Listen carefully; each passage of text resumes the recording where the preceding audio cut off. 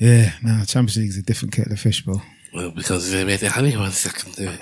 I'm not saying we're the only ones. We have European pedigree. We have European pedigree. That's what I mean. European That's what I pedigree. say, though, you know. It's true. You're not Nottingham Forest, you know. You've never done it before. Cup Winners' Cup, mate. I was there. I saw it with my own eyes.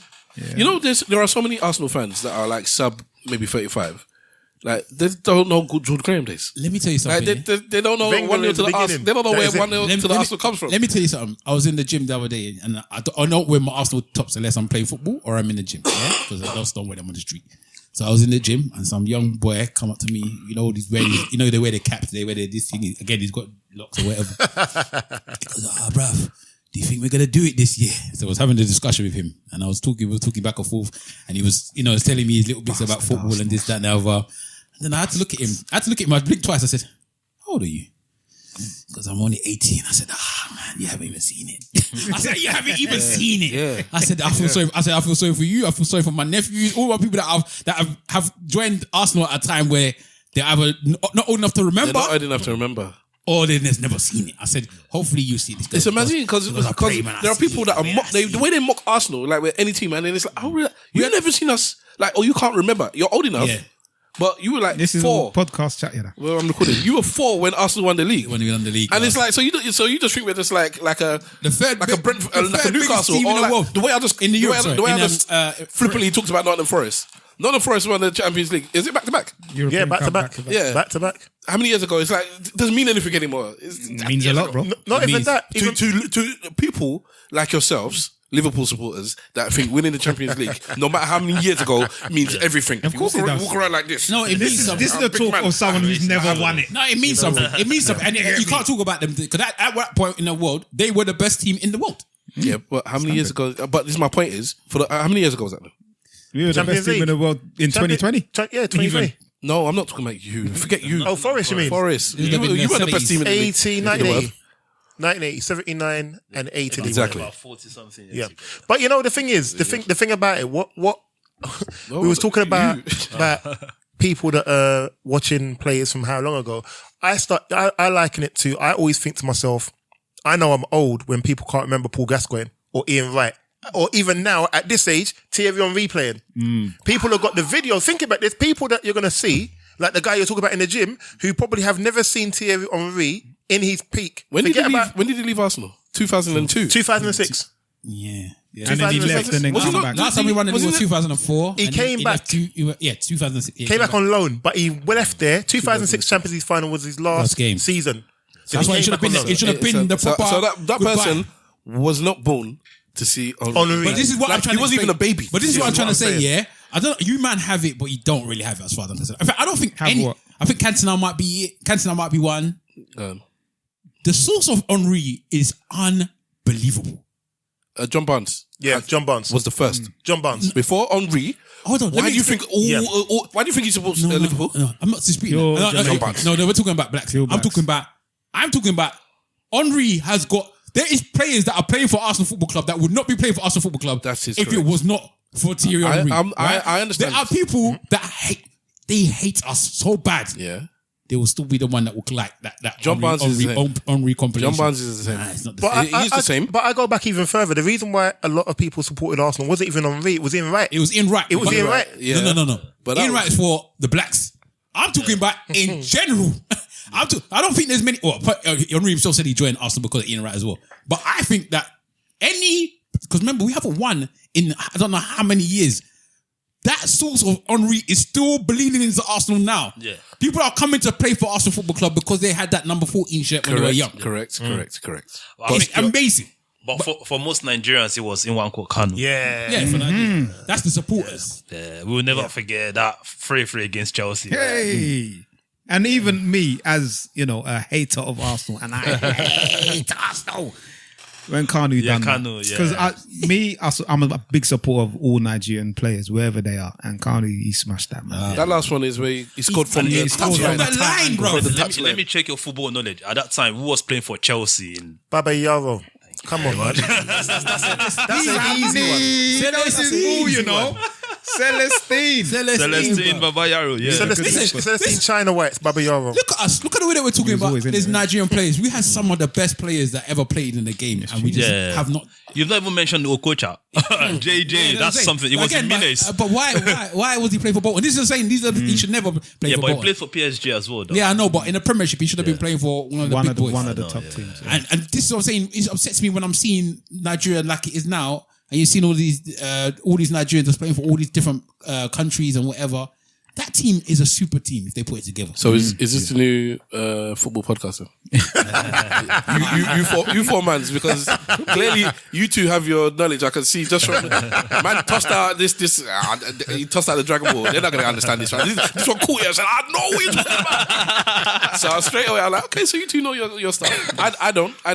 Sanny knows his but ball do you of all the ball knowledge, because you know these two guys, so I'm taking you out of the equation. Yeah, that's fine. All right. So Mr. Wolf, Wiley, Sanny. Yeah. Which one of you has the best board knowledge? I think. Oh, what? Are you asking me or are you asking? I'm asking the three of you because there is a link there. That so if you're better than him, then you're saying you're better than him. I would say him though. I would say. He has got a lot of football knowledge. Well, I've got a lot of football knowledge. We don't know of anybody called that word. Oh, sorry, the Wolf. Sorry, the Wolf. Say Mr. Wolf. I beg your pardon. Mr. Wolf has got a lot of football knowledge. That I do know. Mr. Wolf has got a lot of football knowledge. Just do the button and say you're better than him, man. I would say I would have to back myself on a football trivia pursuit. I don't think I would lose to anyone I know. And I know Mr. Wolf. Wow, so that's pure Nigerian chess beating there. Back myself. He didn't say I can beat anyone in the room. He says I beat everybody I know. Well, that's not. But if he knows these people innit, enough to say I know I can. There's no uncle that knows. Uncle where? What's that? Hold on. Let me see if I can find a little something. Some trivia. Are you gonna? Yeah, It shouldn't be you then. It should be somebody else that should toss out questions and let the thing battle it out. Maybe I'll find some questions whilst we're recording, and towards the end I'll ask it some questions. No, don't make it Liverpool. Let me go and embarrass myself now. Let me go and embarrass myself. Where's it you're doing? Just the lead. Just a very, very small, tiny trivia now. Has this podcast started now? Yeah. I guess so. Do I sound alright? You don't talk into the mic. I'm talking into the mic. I don't think I sound alright. Oh, you sound alright now. I don't think I sound alright. Okay, keep talking. I don't think in my headphones nothing sounds alright at the moment. Okay. I sound like I'm hollow. Until you talk in the mic, and then I'm talking in. you keep stopping, and you weren't. Okay, whatever, man. But I've just given up telling you, man. I was like, I don't want to get into an argument. So, but when you talk, I'll EQ. But it sounds fine. Is that a sky dweller on your wrist? No, I wish. I'm just checking. no, what Sanny, he's all right, about I wish. You stay there. Yeah. I'm gonna press play. Yeah. Hey, let's play then. Yeah. Oh boy. Okay. You part of the football 1% club. Start again. You part of the football 1% club. Number 1.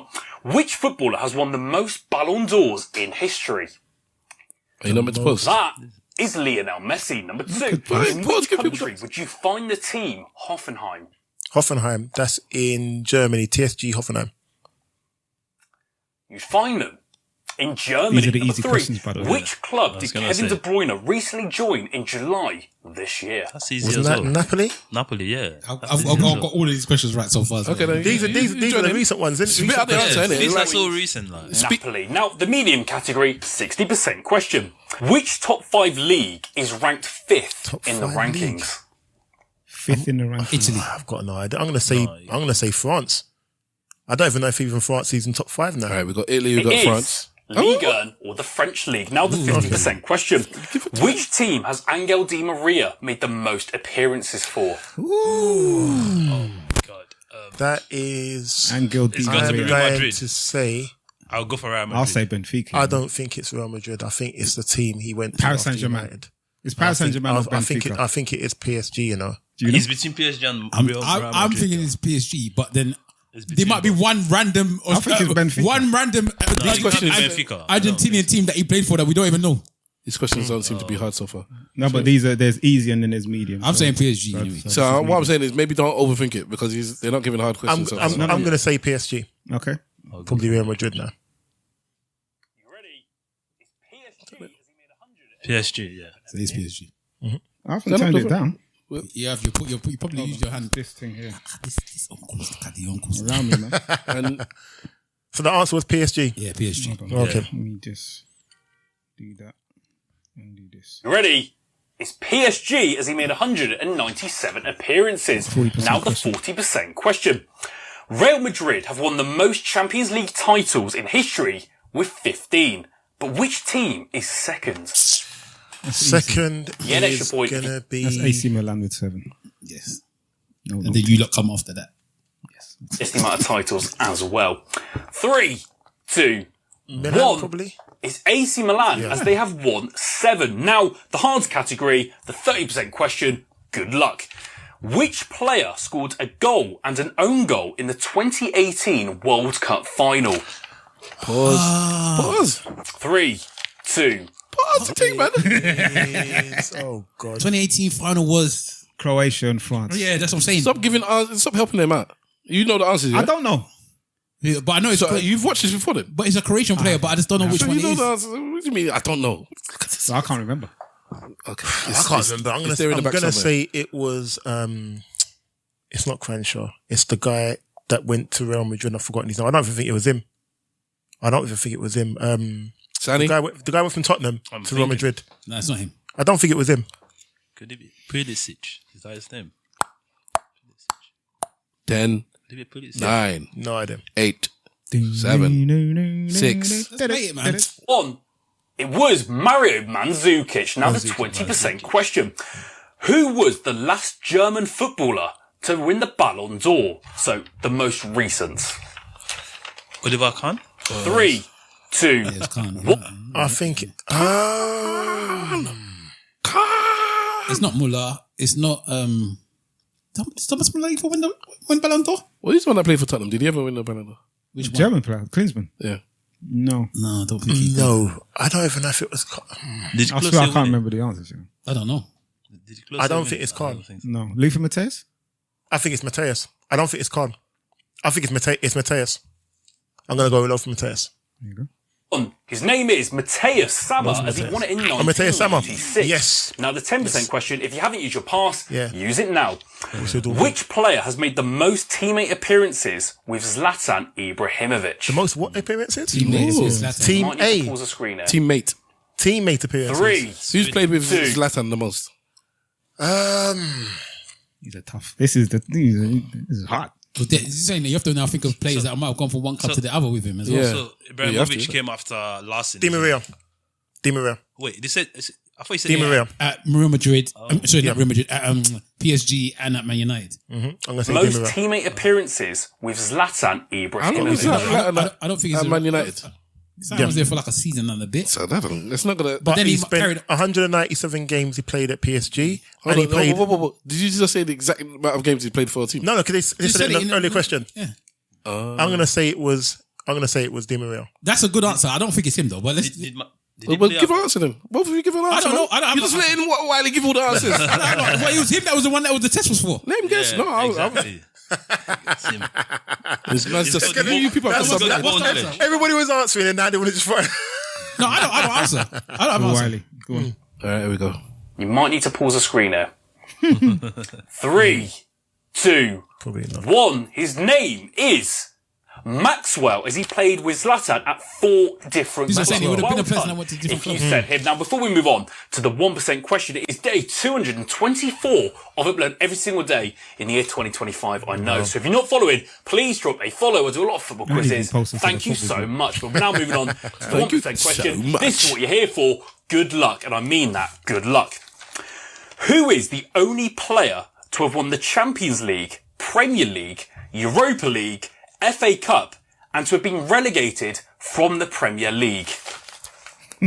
I know. Well, hold on a second. Champions League, That's a tough one. FA Cup. You said Europa League as Europa well, League. yeah? And it's been relegated. So somebody He's that a Chelsea player. played, somebody that, I was going to say Good somebody luck, that and I played mean for that. Chelsea, Good luck. and then went off somewhere else. Who is the only player to have won the Champions League, Premier League, Europa League, FA Cup, and to have been relegated from the Premier League. A Man United. It's the It's Chelsea a player. Chelsea player. No, it's Why can't he be Man United? It's not Man United. It's Chelsea, man. Because Chelsea have won a lot. Yeah, so have Man United. What's his? Oh no, hold on. What's the oldest guy that played in the Premier League? The black one. Defoe. No, the left back. What's his name? Used to play for Man United. Played bare games for Man United. Sylvester. Oh, No. Young. Ashley Young? Ashley Young. Didn't he get relegated this last season? I think it's But actually he's not young, won you the know. Champions League, I don't think. He didn't win it with Man United. No. He didn't. No, Man United. No, he definitely didn't win the Champions League. He didn't play under that Ferguson, did it? Yeah, I can't remember. Never watched this. Then it's either Chelsea or him because I lean more towards Chelsea, but it's not that Man United No, it's not Chelsea. I think when- it might be a when Liverpool player. nah. No, when did Liverpool win Sorry, Europa, go back again. Europa League? Sorry, say what they've won again. Everything. Oh, Champions yeah. League, Europa, Every Champions League, British Europa domestic League. league. Champions Premier League, League.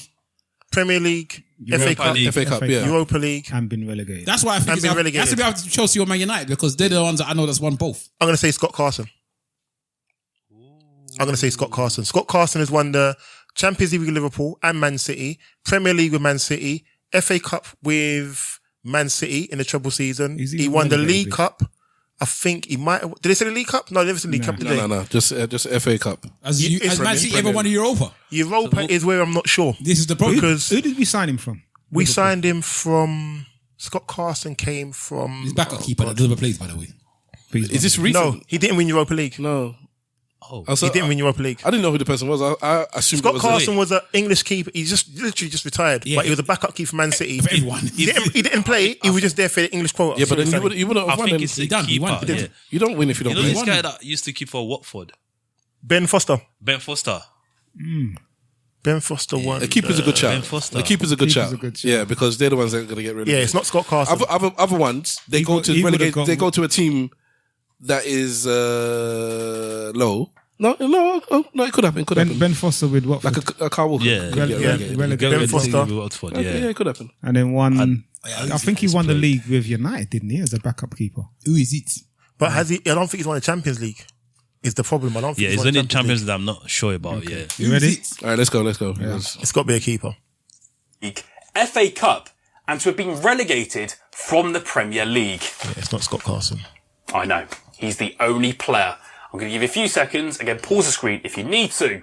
3, 2, 1. He played for Arsenal, got relegated with Portsmouth. Is it Kanu? Played for Arsenal. Played for Arsenal. Is it Kanu? No, it's not Sol Campbell. Is it Kanu? It's actually if it's Kanu. It might be Kanu, you know. He just won the Champions League. It's one. It might be is. Kanu, Won you the know. Europa League. Carney. Who did he win Is it Europa Kanu? League Who with? did he win Europa with? Maybe Ajax. Play it. It might be him, you know. Yeah. 2, 1. He played for Arsenal, got relegated with Portsmouth. His name is Kanu. Comment that. Let's talk about him. Can you Who imagine? did he win the Europa League with? It would have been with Ajax. Wait. It would have been with Ajax. Where did we He Champions won the League? Champions League with Ajax. Oh. Did he go to Inter Milan? We just assumed it was a whole He keeper played for with Inter one Milan, team. yeah. He played for Inter Milan and Ronaldo's Ronaldo won everything. And Ronaldo called Yes. him a genius. Yeah.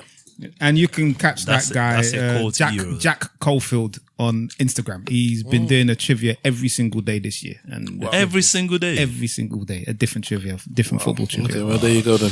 But anyway, that was a good little football chat at the beginning. I'm always weird that's about a talking good, about football on the podcast, though. What's it called? Because of our, Is that 12 icebreaker? people That's it. yeah, man. Really? This man will still play the intro, you know. Yeah, man. Because we can't play music anymore. And we used to play music all the time. Kanu still saying that he's 49, you know that?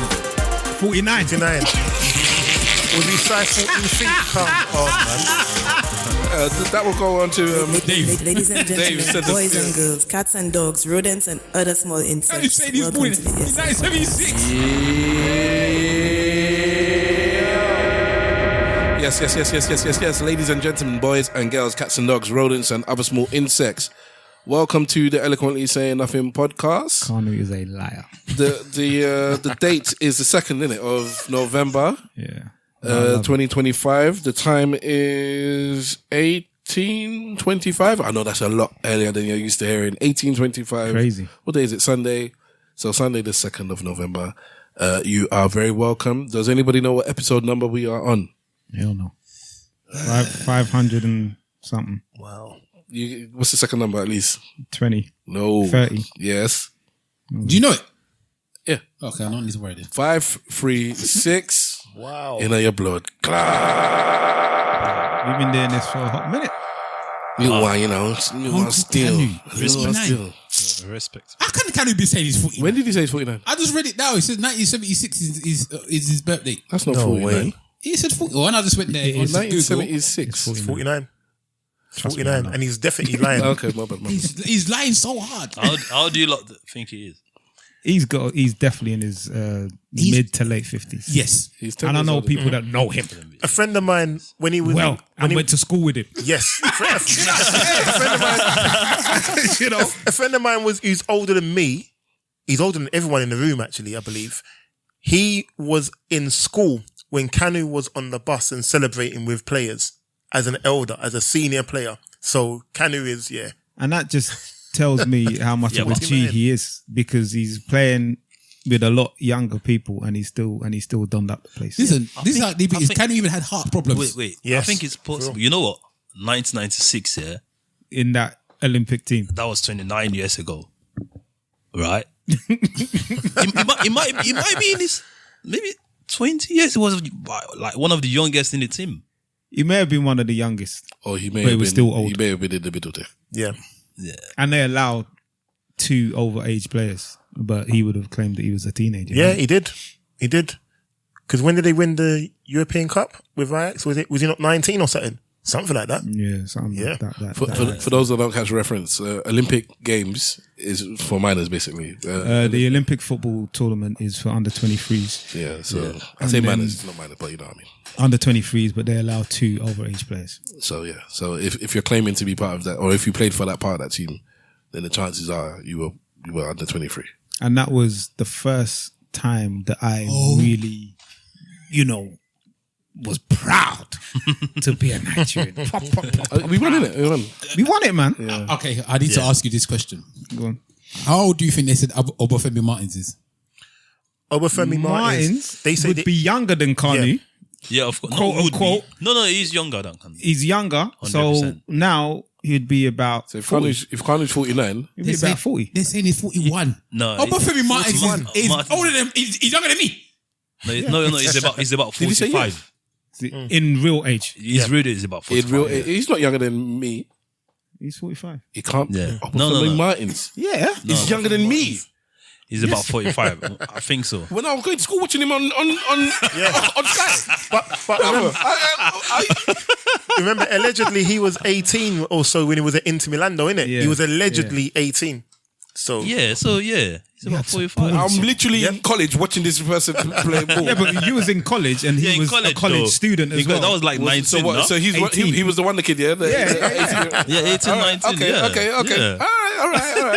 All right. Yeah, well done. Nigerians You will lie. lot forgot someone who is like a proper Premier League player. Oh, Premier League. Nigerian Premier League. Like, played in Oh, good free clubs and then he Yakubu. banged everything out. Yakubu. Yakubu, that's it. Everybody knows Yakubu, bro. But I mean, I can't forgive him still. Agbenny. Yeah. I get it, I still yeah. can't forgive him though. Yeah.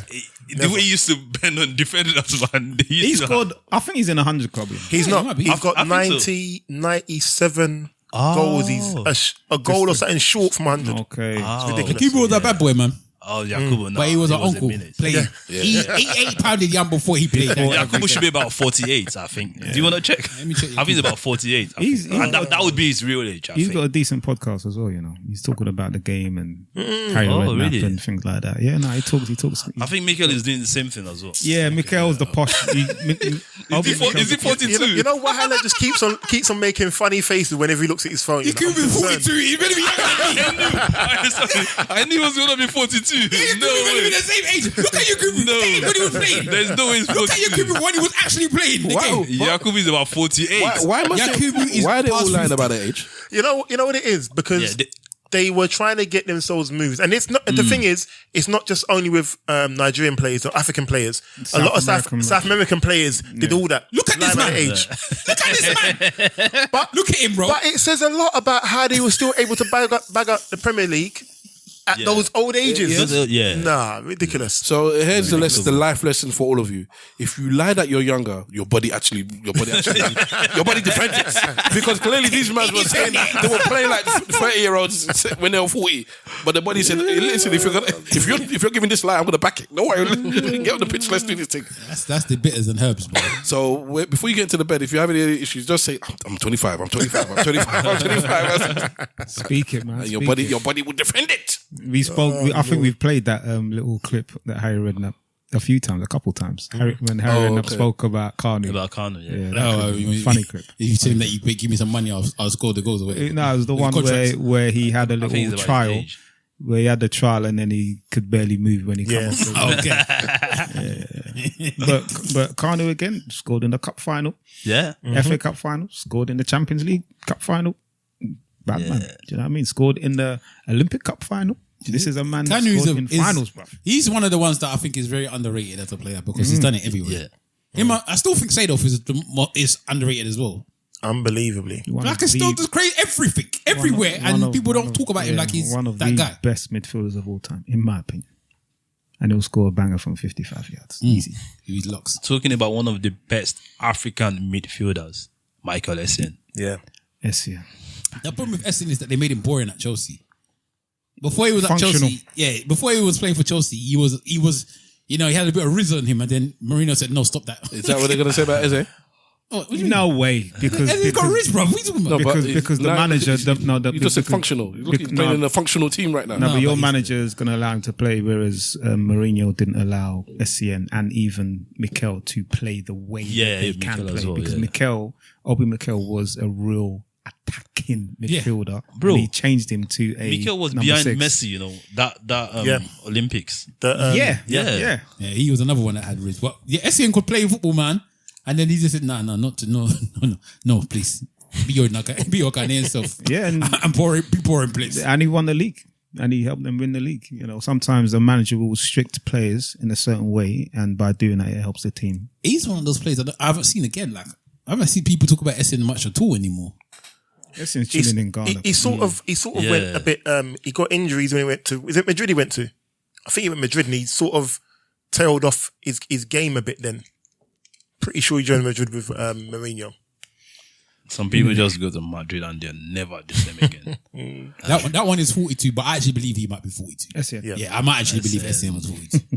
So hold on, are both Femi Martins? Is it Martins or is it Yakubu? He's younger than Essien. They're the same age. They're the same age. Jesus, please. Oh Lord. All right. Okay. Intros. I'm gonna ask one question, one last football question. I want a one-word answer so that we can just move on. I just want to. Who is going to win so far? It's only 10 games in. Man City won. Well, one thing before you up thingy. Has anybody heard that John Terry thing that went around recently on TalkSport? Recently, no? Yeah, well, about the Tottenham thing. You know I don't like John Terry. You know I don't like him at all. The Tottenham. What was the one of the pundits? Jamie O'Hara. Jamie Who's O'Hara. an idiot. He's a big idiot. Jamie O'Hara. He does it. Big time. What's the like the He's a pantomime troll. villain? Yeah, he's a troll. He does it. He plays up to. I'm sure he has a little grain of what he's like. He believes what he's saying, but then he plays up for it because like this is my shtick. I get clicks and views because of it, so I'll play up to being the pantomime villain. O'Hara. O'Hara, yeah. I believe it. I don't think he's that much of an idiot. You might have a point. Yeah. I think he's But that anyway, dumb. so he was saying. He was saying that Tottenham is a bigger club than Chelsea. Yeah. They were a bigger club than Chelsea before the money came in. All right, Tottenham were the bigger club before Mourinho come in. And Abramovich came in. Tottenham were the bigger club.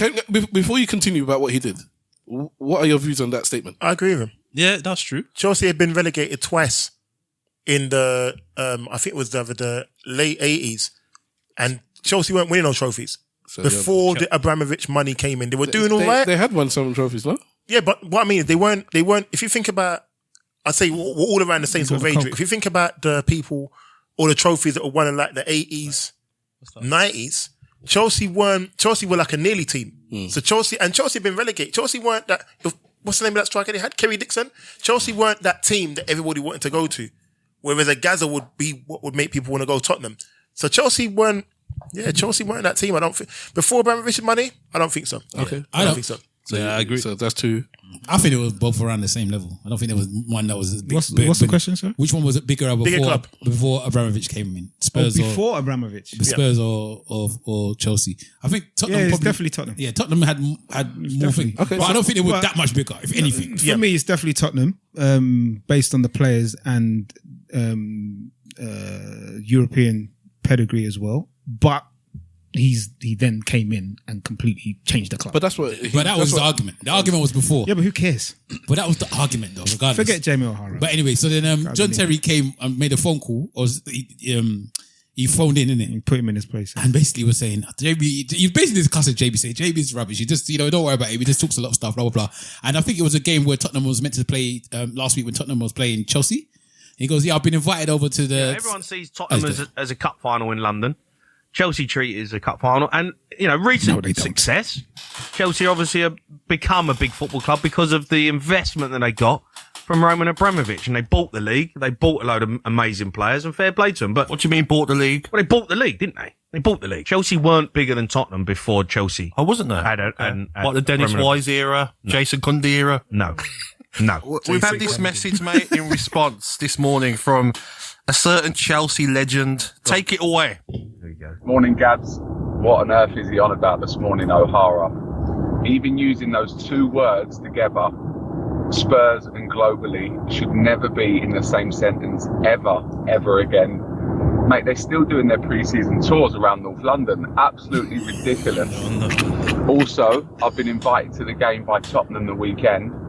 So it's a 5:30 kickoff. They've asked me to get there at 5:29, and they'll take me round the trophy cabinet and they'll have me in my seat by kickoff. That's how miles off it they are, mate. Wow. That's how much people cuss Tottenham, boy. Yep. Useless club. And I still hate them less than I hate Liverpool. That's how much I hate Liverpool. Oh, lordy me. Anyway, we spoke a lot about football, so he was wrapping it up. Who's going to win the league? Based on 10 games. In fact, don't worry. No idea. Don't worry. Don't do it to yourself. I don't know why Arsenal fans do it to themselves. I'm not. I said champion, so I'll put it out there again. Don't put anything out there. I think that this year the Champions League could be us. But people writing off Liverpool and Man City, I'm like, what are you talking about? Well, I'm not writing off Man City. No, I said that to him. I'm not writing off Man City. I told him, I'm not right. Liverpool is gone, but definitely not City. I'm not going to say Liverpool's gone. They're 2 points behind. The reason why I think Liverpool is gone, they've lost 4 games already. They're 2 points behind City. They're going to lose more. I'm going to say on record, I'm not writing off Liverpool. Whether they will do it, it's another story. But I'm not writing. Okay, if I'm not writing off Liverpool, I'm writing off Slot. Okay, because I don't think he's. I think the pressure's got to him now. I think he's not. I don't think he's built for it. We spoke about this. It's not the problem. Yeah, Slot is fine. Yeah, Slot is not the problem. No, I don't think it's a problem. But I don't think he's built for this. Well, then it's a problem, isn't it? Because his drama that he's had, he's never had it before, and now you can see the stress attacking him. Yeah, but that is the problem. That makes you the problem. If you're not built for that life, then you're the problem. It's not that when things are good, you're good, and when things are bad, you're bad. Then you're not good, then, innit? You have people that can overcome trauma. They overcome their hardships.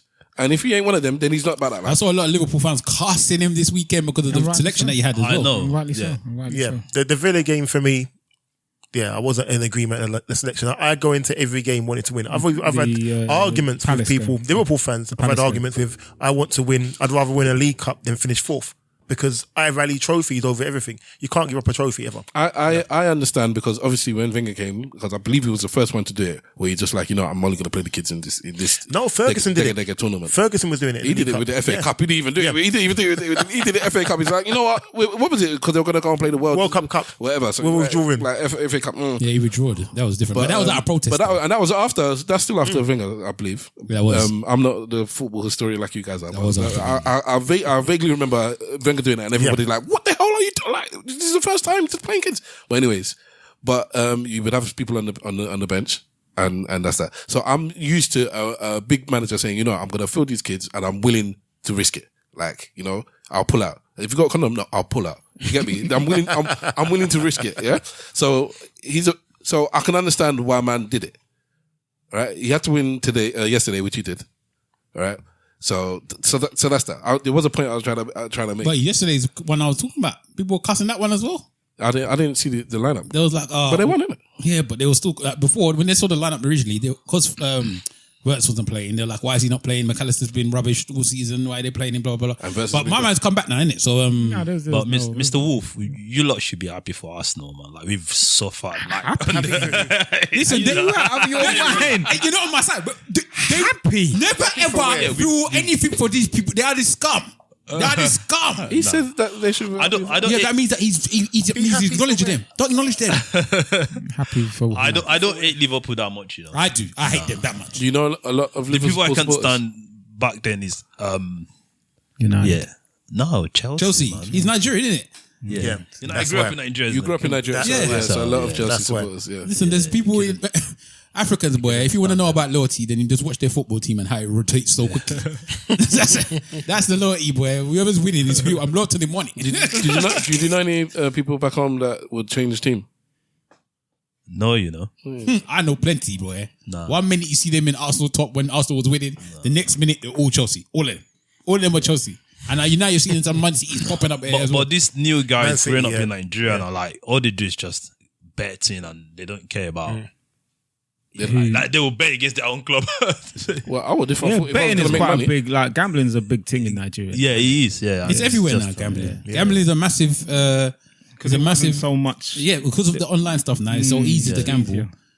And the worst thing about Nigeria is there's no controls, no regulation. Yeah, you know, everything goes. What's the betting thing that they say? If it's not fun, stop or something like that. Yeah, you're not getting when that the fun back stops. home. Yeah. No way. When the fun stops, stop. You ain't getting that back. But when has in Nigeria the fun ever stopped? The fun never stops in Nigeria. If you're gambling and you're not always winning, it gets to a point where the fun is not fun anymore. Because gambling can be an addiction. You're chasing goals. Yeah, you're just chasing goals. If If you're winning and you're addicted, so who cares? But this is something that I never really thought of about the gambling in places like Africa and Nigeria and all that type of stuff, because it's just not something that you think of.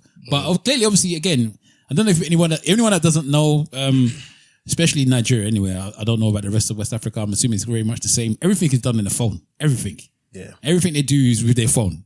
So if they get the option now to give them to be able to make money by betting, then I'm assuming that must be a massive thing then. I was listening to a report about something, I believe it was Nigeria as well, about the rise of online gambling in Nigeria, and I forgot what the problem was. It's unfortunate, I can't remember it at all, but the fact that it was a report about it, that means there was some sort of issue with what was going on there.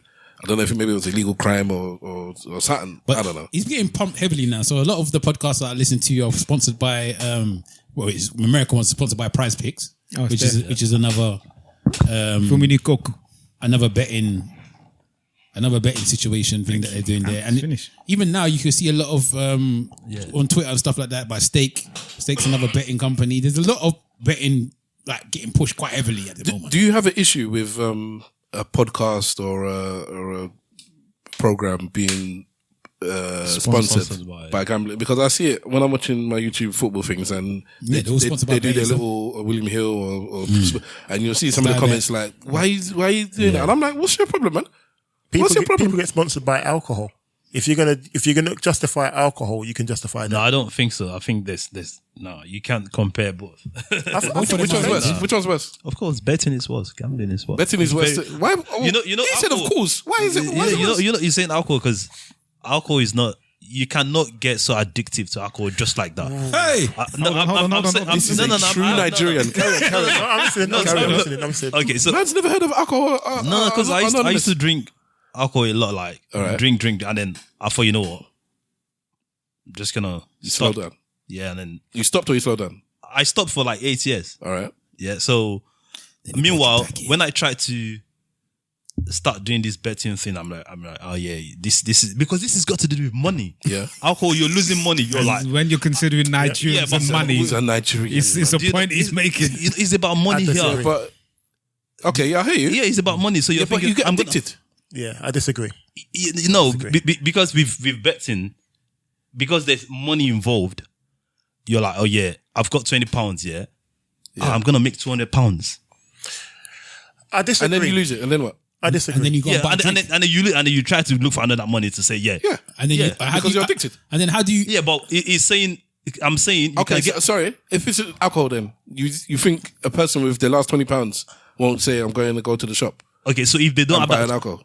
if they don't have that £20, what's gonna happen? They'll rob it from somebody else. Yeah. Not even that. Or alone. they'll rob the shop. Or they'll beg somebody. Or they'll drink things like paint thinner and stuff. You know the new thing? There is, it's serious. The new thing is the alcohol wipes. Not the wipes. What's the gel? The gel. Yeah. But people are dying from because my missus works for people and basically down and outs. And they're coming in and she's like, they're selling you, that's the new thing now. And she's like, they keep getting sent to hospital, getting bellies pumped, and some people are dying because they do. And she's like, is it even any cheaper than alcohol? I'm like, I don't even know. But you know, with alcohol, it's gonna take time for you to like get into that rhythm. So you're saying, but with betting, it's so quick that when someone gets into betting today, or you win your first 3-4 bettings, you've won like $1,000. Yeah, you're thinking, oh, this is good. Within a month, you're getting addicted. So how long does it take to get addicted to alcohol? I would say it's gonna take minimum maybe 9 months to 1 year. Unless you've got a proper problem. This coming from someone who's been addicted. By the way, I Did haven't. you say he was addicted?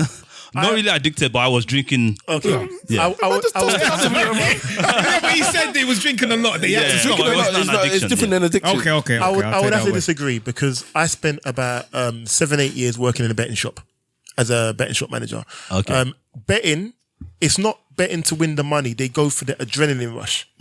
It's the rush of them winning. It's not even about... But you're talking about England. Betting, you have to think about the whole world, not just England. But even then, it's the same principle. You can still try and bet to win money, but these people that are doing it, the adrenaline rush of winning is what it is. In the same way, the rush people get when they're drinking alcohol consistently, that high, when they drop from that high, they want to chase that high again, the high of trying to win or the high of trying to... Yeah, but how long is it going to take someone to be an alcoholic? An alcoholic to get addicted. You can, in the same way, same thing like drugs. Unless you've got like a serious problem at that time you're dealing with or you're depressed. No, but this is the thing. Do you understand? Both of them go hand in hand, I reckon, as well. And remember as well, if we're talking about in Nigeria as a country right now, people are suffering a lot. So they're going for the highest they can get, whether that be betting, whether that be alcohol, to drown away Nigeria is a good case study. No, people are suffering. Yeah? You think they're going to go get that money and then buy alcohol instead of betting? Yes. Nigerians, if we're happy, we drink. If we're sad, we drink. Yeah. If we're annoyed, we drink. Everything is about drink. Yeah, I know, but if you give someone £20 now to say, what are you going to do? Betting or alcohol? They will go for betting. But they'll be betting so they can go buy alcohol. Because they'll be betting so they can make money to go and buy alcohol. I can guarantee 100%. They'll be betting to try and make money to go and buy alcohol. Yeah, that's the thing. That's what I'm saying. That's why they're taking that betting money first. But that's what I'm saying. I think that it goes hand in hand. Like a lot of the time, as you say, you worked in a betting shop. Yeah. How many alcoholics did you see in the betting shop? Listen, so I used to work in I won't name in fact, I don't work there no more. I used to work for William Hill. In fact, I used to work for William Hill, literally just closed down around the corner there. And the funny thing about it is that you can't drink in a betting shop. You're not allowed to. But all they had was alcohol in them. All they had was alcohol. Usually when you see somebody that's addicted to gambling, they usually be addicted to alcohol at the same time. All right, can I put my 2 pence in there? Yeah. I think an addiction, people have addictive personalities. Yeah. So I have an addictive personality. So, but because I understand that about myself, which somebody should remind me to talk about understanding yourself later on, please. That this is why sometimes I can temper that and slow it down. I don't drink. I've never drunk, so I'm teetotal completely always. I've gambled before, but only I've never just poker more or less. I've gone to the casino a few times. Remember, we used to go back in the day. Haven't been in ages, but it's not hard for me to stop. Once I got realized, I'm enjoying this poker too much. That's when it got to the point where it's like, but I'm very tight. I'm stingy. I don't like losing money. So kind of like what Sanny's saying. What I would, so Sanny has a point in terms of maybe you could gamble and start getting addicted within a week, and it might take you a full month for you to get addicted to drugs. To alcohol. That one, I can see your point, and I wouldn't necessarily argue with you there. The catch, the time capture, I would say that it's probably quicker to get addicted to the potential for gambling than for alcohol. But what I would disagree with you is that the potential, like the top limit is just the same for the both of them. Wherever it be, it's going to be like a 9 out of 10. Maybe the hardcore drugs is 10, where it's like them people that are just doing the Harlem Shuffle in San Francisco. Yeah, but wherever it's an 8 on the top, it's like you will sell stuff to gamble or to get your drink. You will sell out your friends. You will steal from your mum's purse. Yeah, you will do a bunch of stuff for that. For both, if you get to the top. Yeah, but maybe it's like the 2 cars have the same top speed, but one has a bit fast acceleration. But it's weird. I've never really thought about it in the West Africa and anywhere where there's be gambling that much. But yeah, it must be massive there now because they're pumping it out. It's everywhere. Like it's only because I don't gamble that I don't really pay attention to it. But it is literally everywhere. Remember, I said if you when I was in Ghana, and I said because big casino, the biggest building on the high street. Their version of Oxford Circus, which is called Oxford Circus, or Oxford Street, sorry, Ghanaians, sorry if I'm wrong. It was the casino. Yeah. It was a new building. And the way betting is going, like, yeah, it's everywhere, like on your phone, in the shops, everywhere, like, so you could, in the midnight, like, I think when I went to Texas, like, obviously, they don't do liquor store on Sundays, I think. There are some countries where you wouldn't necessarily be able to get alcohol on Sunday. You said in Texas. In Texas, yeah. Texas, America. It's harder for you to get alcohol on Sunday. They don't do liquor store I think they don't open on Sundays. Okay, I didn't know that. Yeah. Is that at the door, but they close very early. All right. I remember because I went recently. Meanwhile, or you go to countries like Dubai, for example, where there's no liquor store, but you can still do your betting. So if you use your VPN, yeah, you can still keep. So I'm just saying you can still get alcohol in Dubai. You just need to know where to get no it. shops. So I think the shop will have it around the back in it. They have it, but yeah. But I'm just saying with like the way betting is going, like you could be in Dubai and still do your betting. It's easy access. So and it's just gonna ruin people's lives.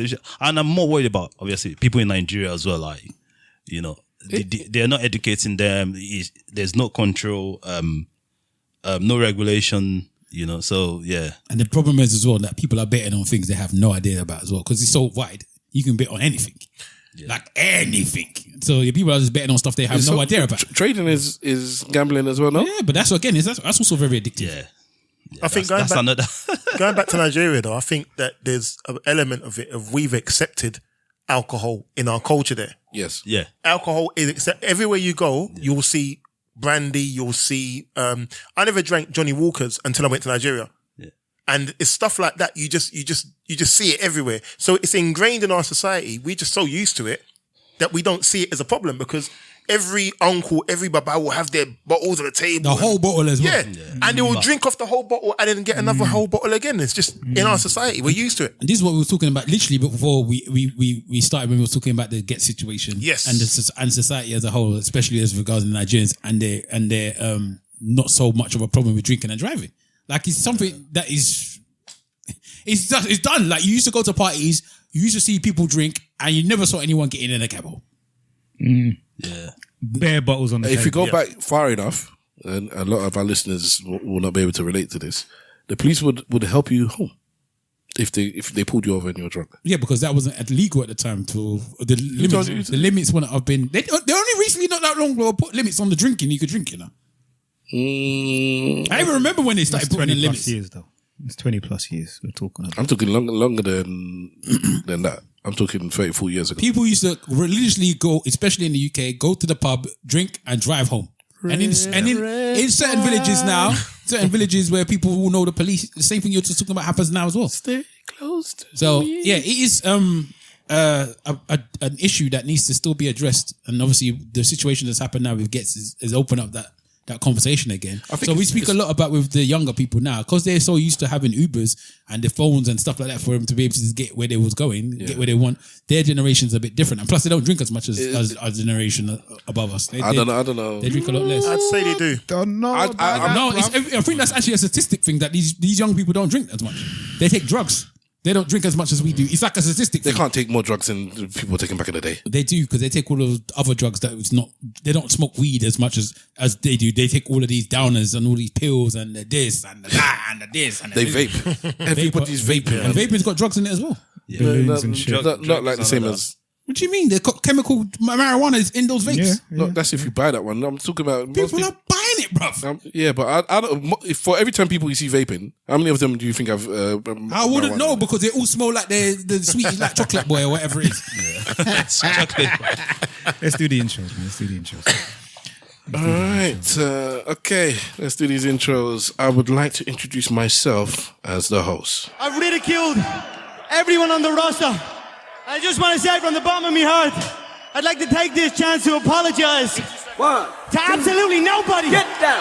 The double champ does what the he wants. Paid the call to be the boss. You can't handle the truth. I am Stavros Boss. You can catch me at Stavros Boss on most of the socials. In front of me, I have my brother. Nearly all of them. Your brother. Our brother. A big island, a big island too. What's good, people? We do not have in this room the one that is usually to my right, which is why I call him the Right Honourable Gentleman. Greetings in the name of His Imperial Majesty Emperor Haile Selassie Empress Menin Mama.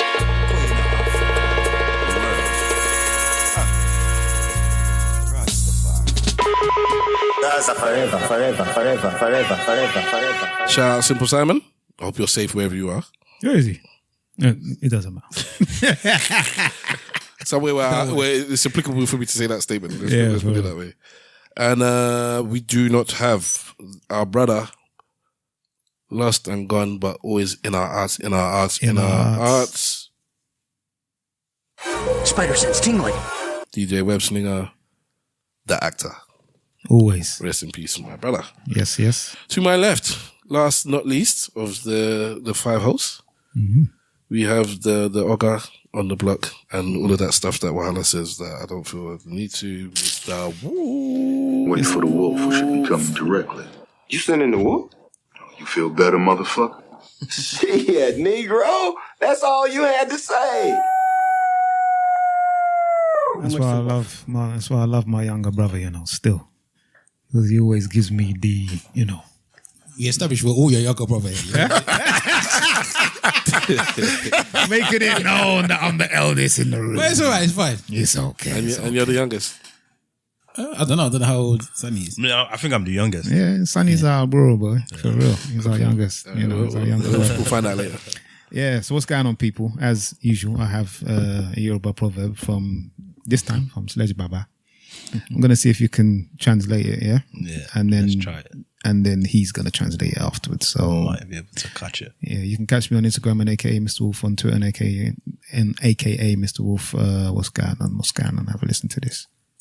This proverb is for you. Yeah. You. It says, Ankelegedejo. Obìnrin pé kí là ń ṣe. Àpé kì í ṣọ̀rọ̀ obìnrin. Bàbá kelegedejo tán. Ta ni ó ṣe. We are gathering the... Did you catch that? No, there's the thing about my background, though, which I'm going to talk about later. Okay. But nah, that one is too much. See, as we know, like Yoruba, when it's conk, even people from back home, they'll find it hard. Who's going to know that? Who's going to be able to testify? It's all right. Mr. Femi. Okay. Yeah. You remember Uncle Femi? Yeah. It was one of our colleagues. It's all good. I'm going to run this back and then he's going to do the... For you. Yeah. Why do you have to run it back? You. Why not? It says... Nobody understands what you're saying anyways. Ankelegedejo. Mommy does. Obìnrin pé kí là ń ṣe. Àpé kì í ṣọ̀rọ̀ obìnrin. Bàbá kelegedejo tán. Ta ni ó ṣe. When he translated, you we are gathering the pumpkin. The women are asking, what are we up to? We said this matter doesn't concern the women. When we are done gathering the pumpkin, who exactly is going to cook them? Who is the wisdom? Never let your ego keep you away from people who truly have the solutions to your problems. Never let your arrogance get in the way of seeking help from people who would eventually help you.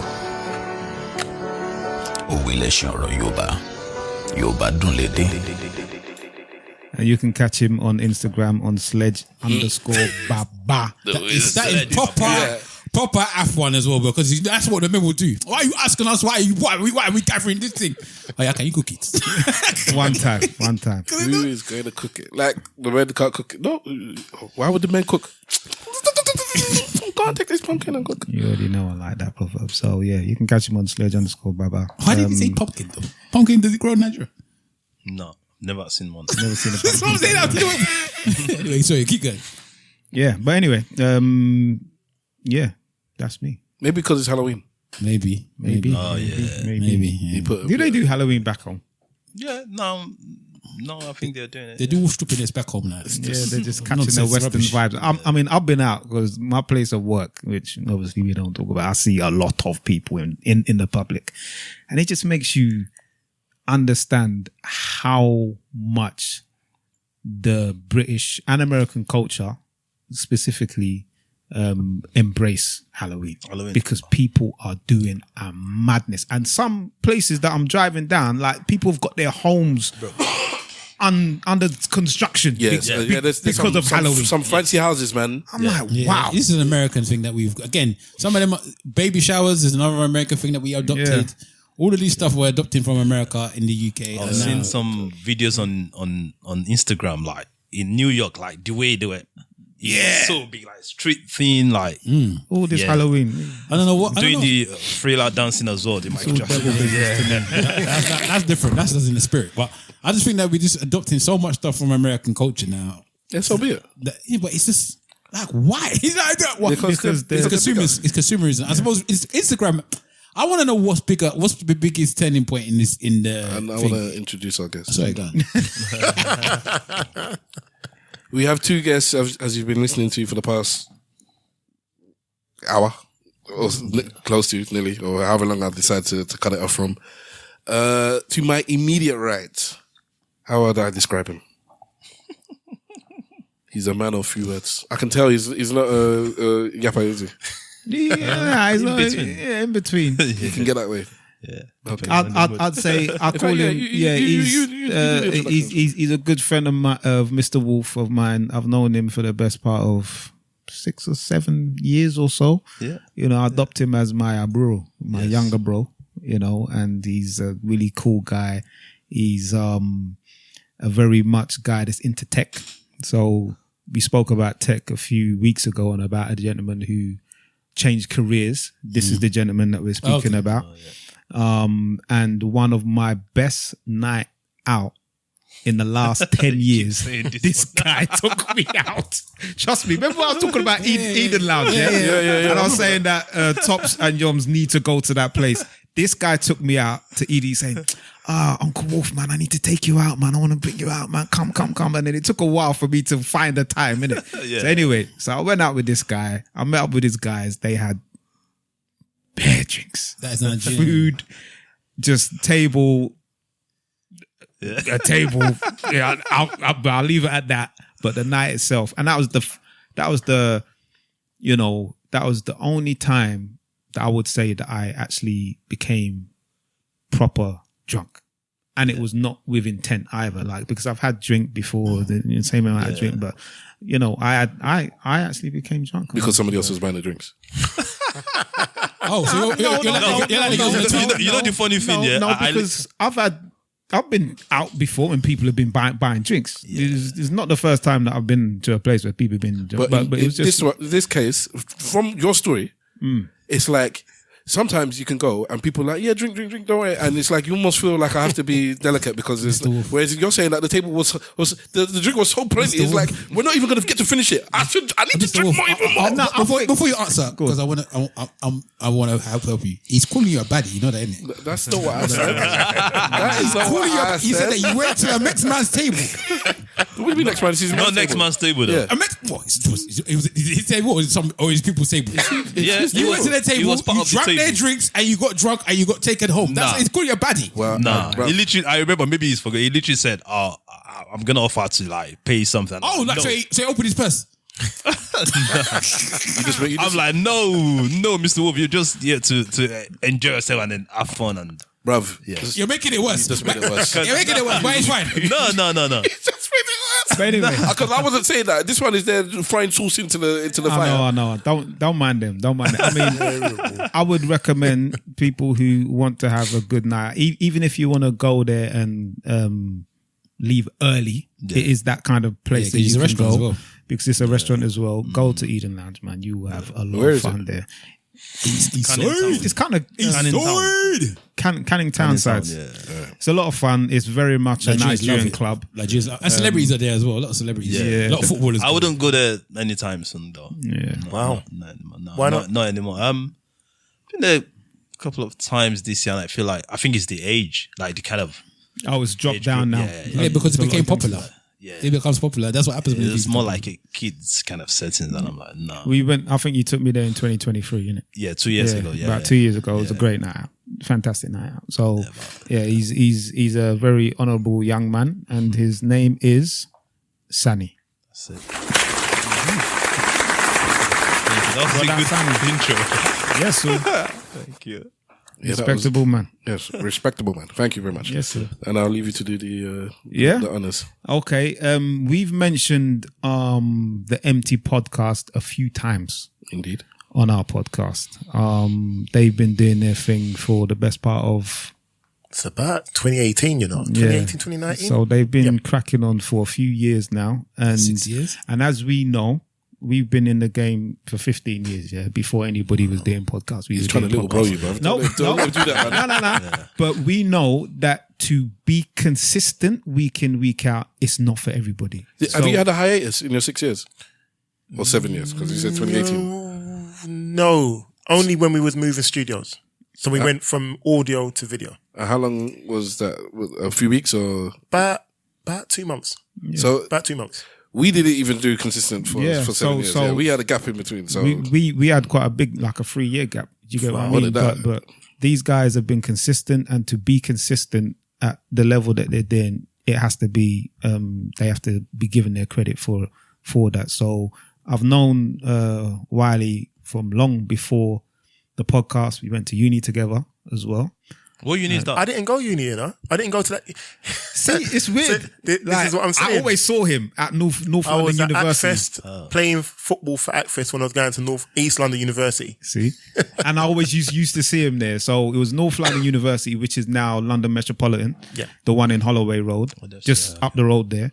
And I've known him from back then, and we've always crossed paths, and it's always been a respectable thing, and he's very much a Liverpool fan like myself. Yeah. He is the admin he's admin of two of the biggest groups that I'm a part of, the Liverpool group and the Football Banter group, which both of them are very, very interesting to say the least. So please put your hands together to a DJ in his own right. DJ Wiley. Thank you very much. Thank you very much. It's a pleasure to be here, man. Pleasure to be here. It's been a hot minute, innit? It's been a while. We've been trying to get him and a few of his boys on, and hopefully we'll try to get them on the podcast, and we'll get on his podcast at some time soon. The way we try and get people on the podcast is different, innit? I just come. You're like, everything has to be put in the right position for, in life, I'm like you, but in the podcast, I'm very different. I'm like, just come, we just start. It doesn't matter how it starts. If one of you, how many people on your podcast? It's 6. Exactly. I would have preferred they all 6 here, but only one can make it. Just come, don't worry, man. Next time we'll have 3, then we'll have 6 or 3 and 3, whatever it is. In life, the way you do things slows me down so much because I'll try and make everything perfect, and it's the enemy of good.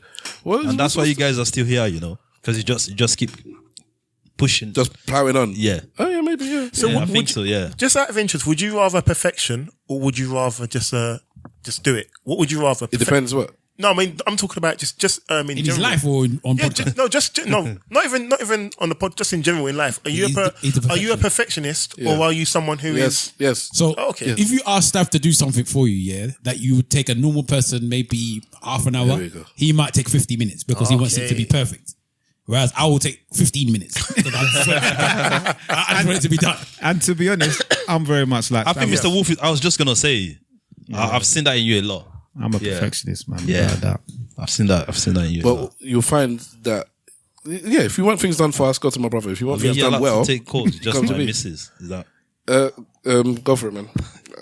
I would usually say no, but the person that invited you didn't give him the ground rules. I think his missus just come from overseas. Okay. All right. So what? How are you, Wiley? Then are you more of a? I'm a perfectionist for other people, but I will quickly just do what I need to do for myself. So I will quite easily, if I need to do it quickly for myself, it's not a problem. But for other people, I'm a perfectionist. I will have to make sure I get it done as it needs to be done for others. But for me, not fussed at all. I'm probably I am worse with it when it comes to other people. And this is something that I learned with as I got older, and I realized that people that rely on me, I never let them down. Yes. And I got to the point where it's like, so it's a self-fulfilling prophecy where it's like, Stav will never let me down. Yeah. This man gave himself a round of applause. Round of applause for the perfectionist, yes. And because I know that person thinks I will never let them down, yeah, I can't let them down. So so it's like the way I will contort and kill myself to do things for other people because I can't let you down. So that's why anyway, that's it. No, it's just interesting because we all generally, I think people think they're perfectionists for everything. But it's just interesting to see how we apply that to ourselves, because I don't think you can be a perfectionist for yourself, but I think we all strive to be perfectionists for other people. It's just interesting. Why you can't do it for yourself? Because I think we will. I think for ourselves, we will settle for whatever the end result is. But I think for others, a bit like what you said, it's like you're putting yourself under the pressure. You have to do it. You can't. I can fail myself, but I can't fail others. Yeah. So the pressure, it's a bit like, I suppose, as men, we will gladly say, you know what, we will put our own problems or whatever behind, but let it be your family's problems. You will never put your family's problems as behind. You will always have to find a solution. So I think it's just interesting how we all apply that in different ways. Just interesting. You know what? Very, very, serendipity hits because one of the topics I've had there for a couple of weeks, never got around to, is just based on something you just said. I will play it now.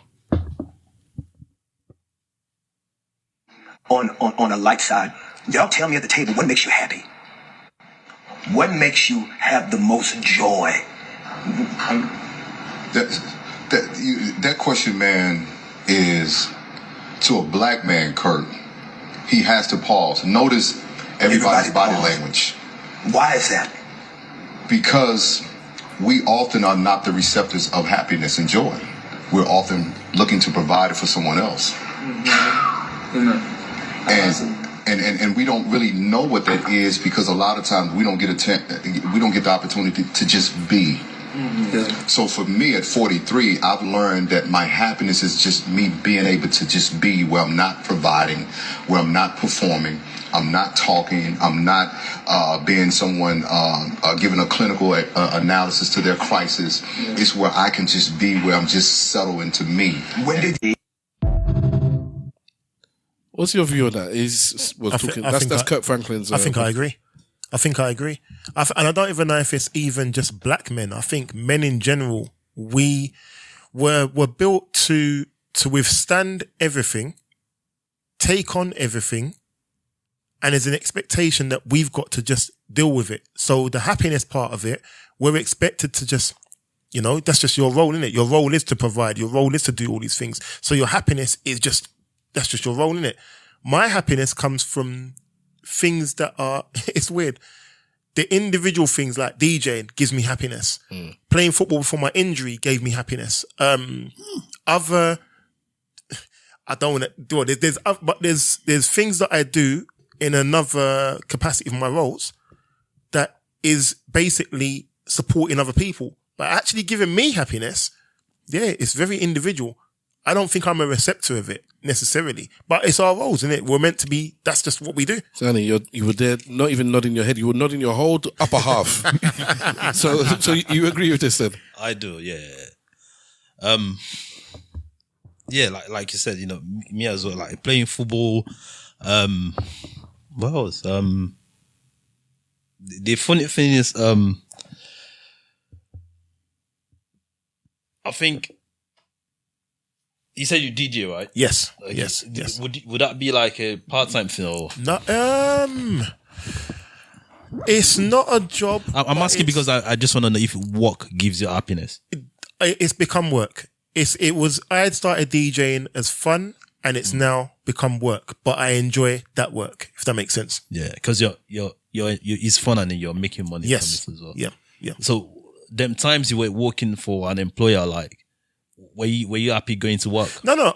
I work for an employer now, Okay. I'm happy going to work because of the people that I work with, as opposed to the job I do. And even with DJing, as much as it's fun, it can become tedious. And then you end up, you're doing the same thing, you're doing the same thing, you're doing the same thing, you're doing the same thing. It becomes work, and work isn't fun. If someone said to you, they're not, like, you've been DJing for like 2 hours, they're like, you know what? I've not even enjoyed any of the music you've been playing. Like, yeah, it doesn't even make sense. And you know, you're African, you're not playing like proper Afrobeats music. Would you still say, would that have been fun for you? That would be fun for me because I'm not watching. That means you don't care about that one person. No, it's DJing is different because one person doesn't make your. You get things like someone will say, "Oh, I want to hear, I don't know, R&B," and everyone's dancing to Afrobeats. If that another one person came to you to say, "Wow, I'm watching the crowd."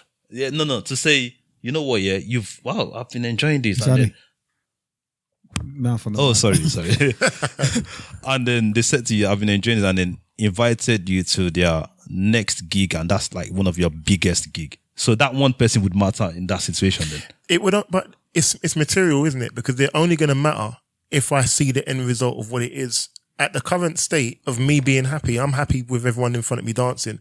If that one person's not dancing and they're an opportunity in future, it's a missed opportunity. It's opportunity gone because I'm only dealing with the happiness of those in front of me. Maybe that goes back to the same thing I was saying before about I get the happiness from others because I love DJing, but I love the effect my DJing has on others. It's the same as what you were talking about earlier on with the gambling. Yes. It's a high. It's the high. It's the high. It's the high. I think regarding what the guy said on the clip that you just played, that it might be me down to like 100% down to a T, you know? Yeah. Like I just don't want to be disturbed. When he was talking, when he was doing his list, I was like, "This is right." I was actually thinking the same thing. You just don't disturb me. Oh my God. I was thinking that's it really. I don't need all of this DJing. I did used to, but again, when you said football, I've recently retired my injury. I listened to my both legs. It's not funny, bro. Sorry, bro. I just had injections in both knees. That's how bad it is. But anyway, that's it. My pity comes from the fact that you can't play ball anymore.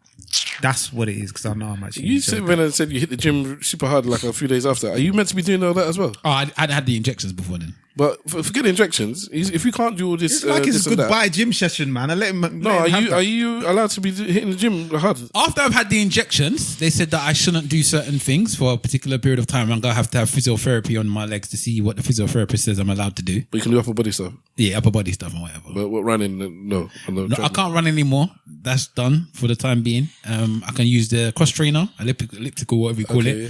I can use the cycling. I can swim. I can do all of that type of stuff. Okay. But running on the treadmill is a no-no. So at the moment. It's the banging that's causing the anything problem, high impact. They said that you can't do. Okay. So squats I shouldn't be doing at the moment either. Things like deadlifts, anything that involves the knees at high intensity and impact, I cannot do. All right. So even today, I wanted to do boxing. I couldn't do that.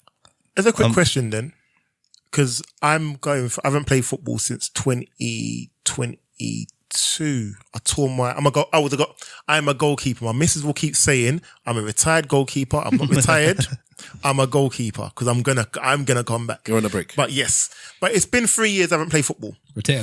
Yeah, listen, I've had that shoulder. I've got to do this shoulder. Yeah, mine is done. Nightmare. My left one's done as well. But anyway. But my point I was gonna say was, so mentally for me, excuse me, I'm trying to get myself mentally in that place where I'm accepting I'm not playing football and trying to gain joy from other things. I've played football for about 30, 35 years, five-a-side. It is what I know to be me.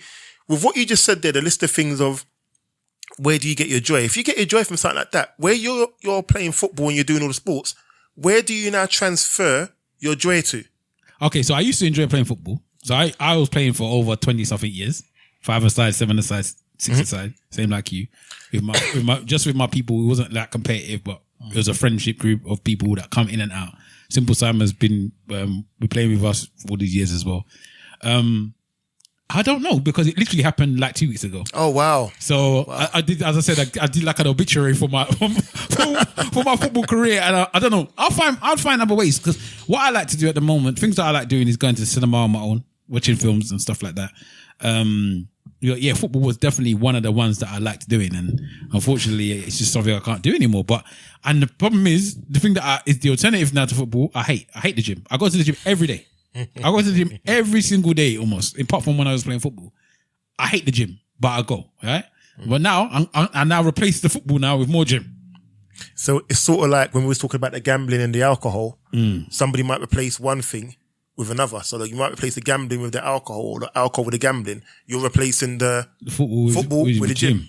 Yeah. But, and your happiness is when, like the guy said, is when I can just be me. Just be me. So that's basically when people leave me alone and I'm just doing my own thing. In his case, yeah, I'll let you talk. Because I just want to phrase it. It seems like it's a lack of pressure.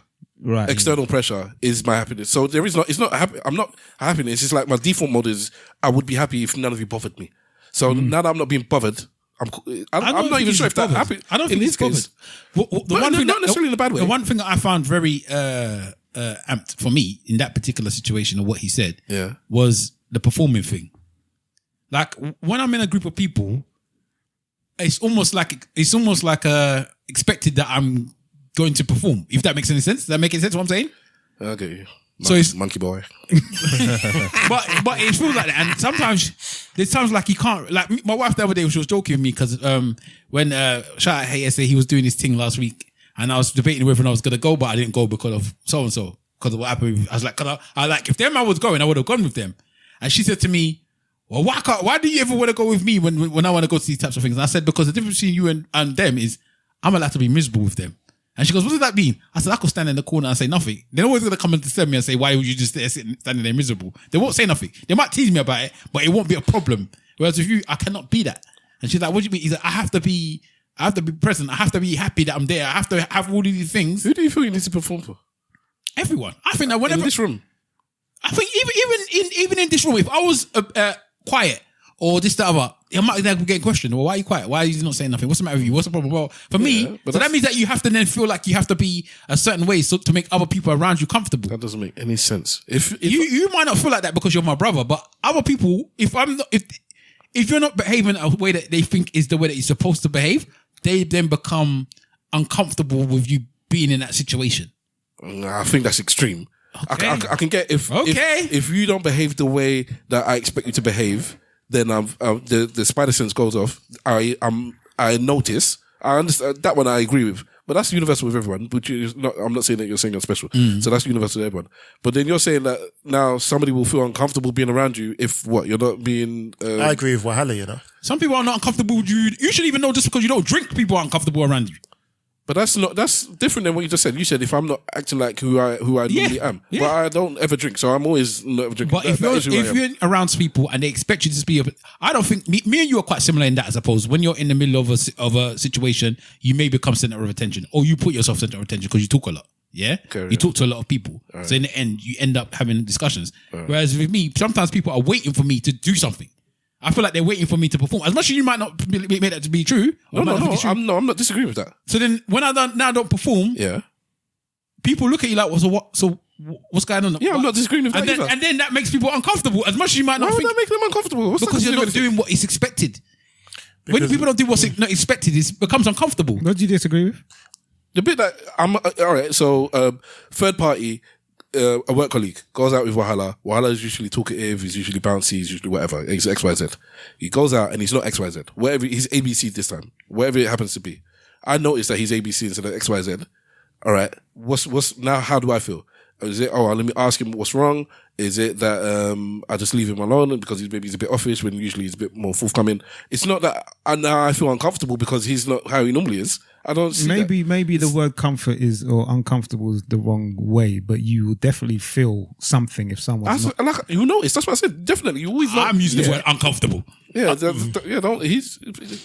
I can agree with him because I think we all have we will all have our roles or positions or things that we're expected to be like in our friend circles. Let me just say friend circles. In our friend circles, you're going to have the joker, you're going to have the guy that's serious, you're going to have the guy that may be the mad person. Everyone's got their roles. And when they don't play that role, for some people, they do get uncomfortable and start to feel like, well, if you're, like, it's like when someone's depressed, innit? If someone is the happy-go-lucky person and they're now depressed, a lot of people will not know how to deal with it. And that uncomfortability of not knowing how to deal with it makes them become, I don't want to say upset at the person, but upset at the situation. And because they can't find a solution for it, they don't know how to find a solution. Rather than it might be to leave Wahala to be by himself and let him come back to himself. But because they're so used to Wahala being the jovial person, they're doing everything now to try and make him be the jovial person, and because it makes them uncomfortable. And that's why I'm saying I'm not sure if it's a. Well, Wahala's agreeing with that, by the way. Yeah, I'm not sure if the word uncomfortable is the right term. If I care for somebody, and I think it's more when you have somebody that you actually care for, someone that you are with, a friend, a relative, or whatever, and you can see that they are not themselves, then you would ask the question. And that's what I would do, and I wouldn't be uncomfortable with that. And I'm sure many Could I replace uncomfortable with worried? How about uncomfortable still? It's different. Because it's different. I'm with Mr. Yeah, because you're talking about your friendship circle and your friends and this, that, and other, which what Wileycat was explaining about. He mentioned colleagues, which is another circle. I'm just talking about people that just know me. That only know me from outside as well. Not necessarily know me to be sitting. Like my wife always makes me laugh. She's like, the way that people think about you, blah, blah, blah, blah, blah, they think that you're such a nice guy, you're funny, you're jovial, you're this, that, and the other. That's what the perception of the world is about me. And it is. So when I'm not like that now, it causes confusion, and then it causes people to be uncomfortable because they do not know how to address you. Which people know anyone that knows me that's not necessarily my 100% bona fide. Like you don't care. You just leave me. You don't care. I could shoot myself in the foot. You'd be like, why did you shoot yourself in the foot? Saying we don't care is different. Yeah, but I'm saying, we'll leave Wahala to go be Wahala. You want to go be vexed in the corner, let him be vexed in the corner. Right. You're not coming to come and say, are you okay? Do you want me to come buy stew for you? You're not going to do all of that. You know what I mean? Whereas people that don't necessarily know you that well, but think that they know you that well, so they become uncomfortable. That means you're playing a position for them then? No. So why is it they think something different of you than because it's people that's out there that assume that because they've met you a couple of times or they see you around away a couple of times, they think that they know you. Like we just had this conversation about your co-host. Yes. Remember I said that it was one of his co-hosts that I see everywhere. I've never had a conversation with him. Yeah. Right? But if somebody said, do I know him? I say, I kind of know. I know him. I know of him. I see him all the time. But I wouldn't say that I know him. I wouldn't have that say to me, do you want to know who he is? What's the co-host's name? Shout out to Tongo, yes. Yes. So you see him everywhere. Yeah, but you say hello when you see him. Yeah, you say hello, but I don't know him. Whereas there's other people that if they was to ask that same question, do you know him? They'll be like, yes, I know him. I know him very, very well. He likes this type of music. He did that because I see them in certain things. I'm not having that, man. There is. If you don't think there's people that's like that, then I pray for you because there are. There's people that's judging you now that think that they know you. Have no idea about who you are. But if they heard me on a podcast for the last 15 years, I'm talking about people that have not heard you on any podcast. They've just seen you around, and all they've had is that conversations that they've had with you around, and they've decided that they know of him. You assuming that people are like you. They will tell you, I know him. Okay. I swear by you as well. All right, I think. Okay, I'm not saying there aren't people like that, but I don't know if it's the majority. Like I know of him, it comes across as X, Y, Z. I think people can be diplomatic and say, yeah, I think that this person, Tongo, is I know he loves his house, he loves raving. He mashes up his foot because he was playing whatever sport he was playing. He was on crutches, and he's still coming out raving. Stuff like that. Yeah, he's an outgoing kind of personality, and you might be wrong because the man might be covering all sorts with whatever. I don't know, but I think people know the difference between I know somebody and I know of somebody. And I think this is what it is. I better shout out Rain, Citrus, Sorelli, and Buddy as well, because they're going to come for my neck if I don't mention everybody. Yeah, but my point is to say that, you see, so I know of both of you, as in Stravos and Wahala. I know of both of you. He's a proper Nigerian. Yeah, but I don't know you personally. Yeah. But because I knew of you, I would have had an expectation of what to expect from you. Now, if you're not that way inclined, if I've now meet you in person, you're not like that. Even though I don't know you well enough, I'm expecting, I thought there was the jovial, whatever sort of people. I may now be, I'm not saying I am, but I may now be uncomfortable because I'm thinking, but with everyone else, they seem to be like this. But with me, they're like this. Rather than me addressing the actual issue of, well, you know what? Maybe they just had a bad day. Maybe their team just lost today. Or maybe they just had they lost money on the betting or whatever. It could be anything that happened. But human nature is a lot of people, I shouldn't say a lot of people will turn it and internalize it to become, it's about them. Rather than dealing with that person's got I've been saying this a lot recently. everybody's a star in their own film, innit? Yes. So you walk around life and it's a cliche and people say, no, not me, it's you, bruv, everybody. You think that you are the center of attention because you literally are the center of attention. You are always, as Jay-Z said, wherever you go, there you are. Yeah. There's nobody else in your life that is there as much as you. So you have to be the center of your own attention. You have to be the main character in your film. But you're not the main character in everybody else's film. And that's what a lot of people don't understand. You are nobody's.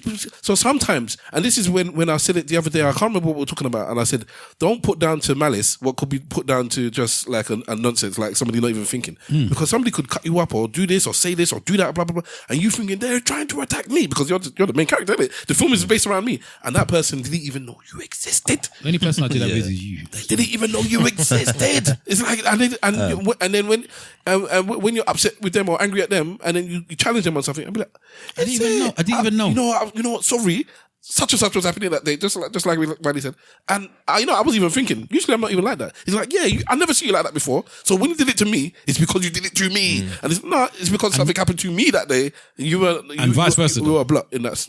And vice versa though, because yes, you're also, there's times when you're being, you don't noticing that you're, the other person's looking at you or the make.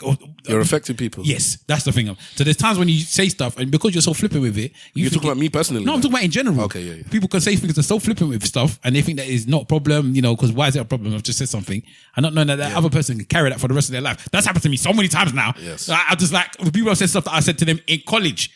And I can't remember at all saying, and then I've never forgot that happened 30 years ago. And you said this to me, and I said, I this and that for like a joke. It wasn't even a big deal. And here's another thing. I'm going to ask a question in a moment. In fact, let me ask a question now before I say my point, so I don't forget. I want all of you to decide. Wiley said that everybody plays a character or they play a role in a circle of group, a friendship group or work group. I want to know what you guys think your position is, whether you're the happy guy, the mean guy, the smart guy, the sport guy, whatever it is. Whether it's a friendship group, your work group, or your friend or your relationship. So you dwell on that whilst I say my piece, which I've probably already forgot what it is. Wow. What were you saying again? Like I was saying that there's times when you think that you said this one thing and it means nothing to you, but the person that you said it to has affected them for the rest of their days. That's Nigerian parents. Nigerian parents will just say, and then you will say, however many years later, oh, but mum, remember when you said that I was putting on weight? But you are putting on weight. It doesn't matter. And the thing is, I agree with the parents. They're so obvious with what they're saying, but the actual, and maybe it's a generation thing. Now at this point, oblivious, definitely. At this age now, we're more in tune with words carry power. But our parents' generation, they weren't thinking that. They were just saying what they were thinking. Yeah, I agree. I'm old school in that regards. I think that we should go back to that. Because you're raising too many bitch-ass children that can't do it. Yes. because even mummy and daddy weren't honest with me. Even mummy and daddy, because if I'm going to be blunt and brutal with my children, which I am, when they leave the house and they have to deal with it in the street, then okay, if I can catch it from my parents, then I can catch it from you stranger or you work colleague or you partner, because the most important people to me were blunt and honest with me. Now, if I wasn't doing that to you when you grow up, which you have, these millennials now, and mommy and daddy were doing gentle parenting and not telling you this and trying to, for the right reasons. Don't get me wrong. It's not that, but they're trying to be nice. And then you go out in the world and the world is, and this is what I keep telling my children. The world is not nice. Yeah. So you can, and I'm here to help you and to be there for you and to be kind, but I can't be too nice to you, because if we're doing training every day for football and nobody ever gives you a slide tackle, and then I'll dump you out into the real game and you don't know how to jump out of the way or to how to fall the right way because you've never had it when we were training. Because my job as a parent is to train you. But I can't dump you in the real world with no training. And if I'm never hard to you, I'm never harsh, and you come into the real world, if everything's kosher and everything's cool and you never experience any trauma, cool. That's wonderful. I think I can agree with you in that regard, but I think I also look at it as you can train your children to jump and avoid the slide tackle or to get slide tackled, but you've also got to let them know, you've also got to be aware a slide tackle's going to hurt.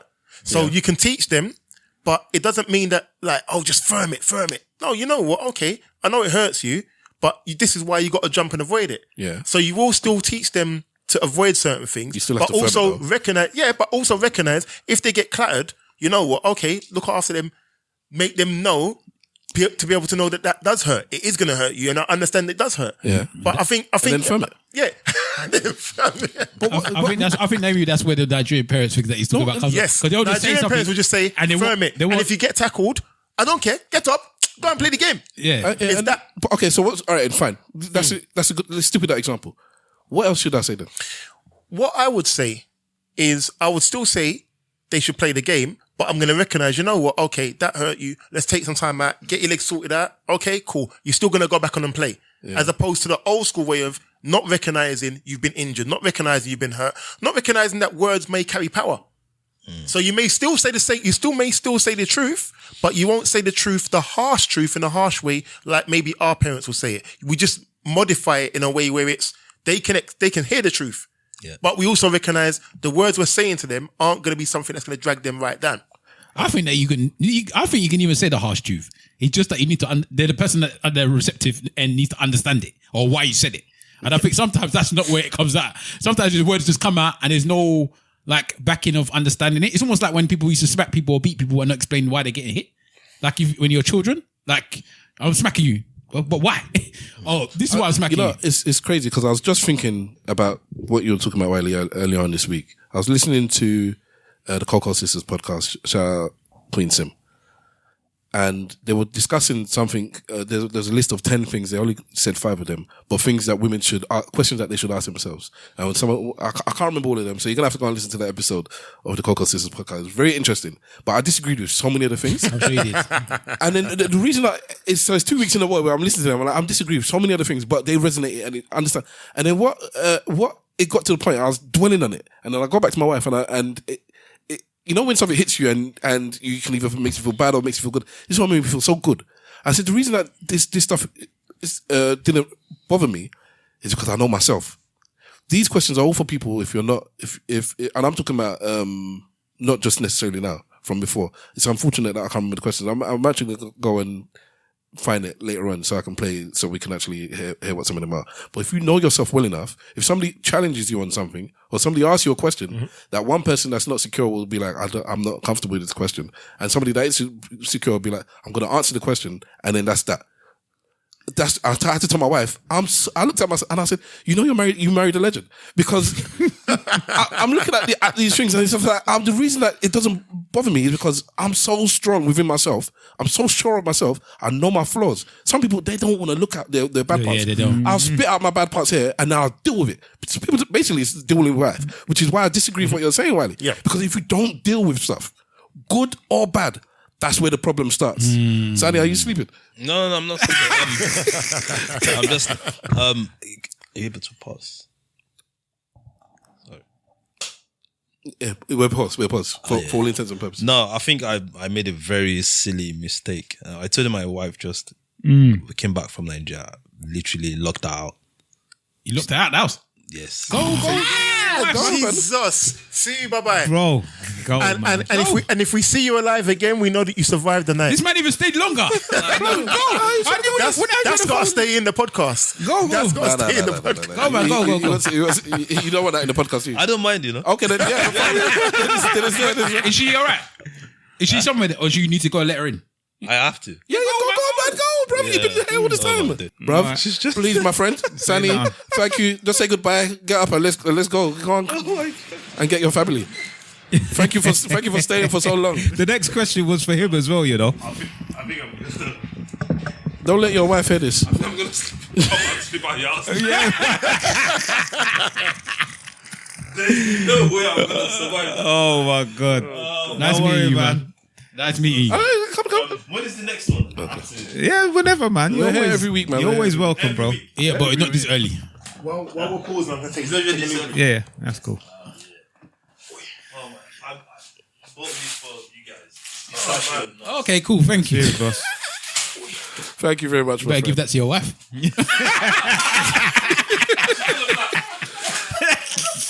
Oh dear. How long is it going to take to get home? My friend, I don't think you need that right now. That is the appropriate response to the street, you know? You know what I'm saying? We'll catch up, bro. Yeah, no. That's the elder talking to you, man. I'm gonna come back. All right, we are back from that incident there. I don't know how much of it I'm going to keep out. So Sanny has had to say his goodbyes. If the whole thing has got cut out, I don't think I'm going to cut out the whole thing, but Sanny has had to say his goodbyes. He's run off to save his damsel in distress. So so we're back. So as I was talking about being blunt and being honest and dealing with situations, and like I said, having to being able to deal with things. Realness, because life is real. Things don't get covered up in life, innit? And the fact that I feel that a lot of people that have problems is because they're not equipped to deal with the reality of a situation. Because the situation is there. And this is what I'll tell my son. My son is 3. I'm telling him all the time. It doesn't matter what you want. This is the way it is. How are you going to deal with the situation as it stands? Because I want to have the t-shirt that you got my sister. I'm like, yeah, but you don't have the t-shirt you got your sister. So we're just going to sit here and cry about it. You can cry if you want. Is that going to get you what you want? No, daddy. So what's crying going to do for you? Nothing. I'll get you to say it with your own mouth. Crying is not doing anything for me. I'll say if you want to carry on crying, you can carry on crying, but not actually doing anything. Don't lie. What about you tell him that he can carry on crying? Just what if he told you Charlie could carry on crying? If he feels a way to cry because he doesn't have what his sister has, then if it's not where I'm gonna tell him off for being spoiled, like I really wanted this, she's got it, and he's still free, he's still emotional. It's not that a 3-year-old can't cry because they didn't get what they want. It's not always spoiled. It's just that that's their emotion. That's their way of showing the emotion that I'm sad. So you're crying about it. I said fine, cry, but it's not getting you what you want. We couldn't find it in your size, for instance. So it's not about even, like, if you cry, we can get it. We can't get it for you. So just keep crying, innit? Or are you going to stop crying? No. Do you want something else? Do you want to do something else? Do you want to feel happy? You're going to say thanks to your sister, or good luck to your sister for having it? Or something else? Let's work on how we're going to deal with this stuff. Because I understand you're upset. But crying about it is just a waste of time. Do something that's more productive with your time. So that's how I'm talking to my 3-year-old. So that by the time he's 15, 16, 17, 18, 19, he's not talking like the rest of you bitches that can't deal with life. Because this happened in life. And then what? And then this is when you get people that talk about do this and do that and like unrealistic things that people request or want. And it's like, because that can't happen in life, you know? You know what? Yeah, I think one thing that we do always need to take into consideration, and I take that, and I think about it quite often, is I know what you're gonna say. What's that? Have you had a good life? No, not necessarily that. Yes, but not necessarily just that. And DJ Wileycat, I'm not sure about your past history or your parents' history or whatever. But by the time that our parents were at our age, the amount of stuff that they had done and the life that they had lived is double what we've done. So they have a right to just be telling us, what is your problem? Like, I had to come from our next country to come and do this, to come and do this. All of this stuff that you've got now, we had to do it 20 times harder. So then why are you complaining about this one small thing? So I get when people saying that we're younger, we just, like from their perspective, like you guys are not getting it as hard as we got it. I agree in certain things. I agree with that when I look at it, but then I can't agree with that from everybody else because everybody else ain't me.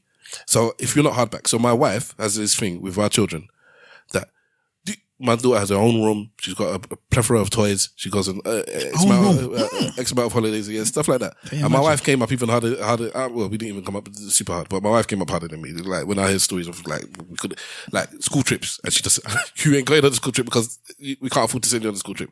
And I'm not even talking about overseas. Like it's that bad. So it's a £17 add-on to get to this place to take the coach and whatever, and you just can't go. Like wow, so stuff like that. I had to stay at school. So she's bang on with my daughter. I hear the elders when my wife is talking. Do you think I had my own house, my own room? Do you think I had all these toys? Do you think I could go to? And I'm telling her sometimes, yeah, you couldn't. But what's that going to do with her? That's not her life. So you saying that you can't do this, it's not going to resonate with her. So I get what you're saying, I get it. But she has to be a big adult before she realizes, oh, you know what? Mommy couldn't do this and that, and that's why I shouldn't complain about this and that.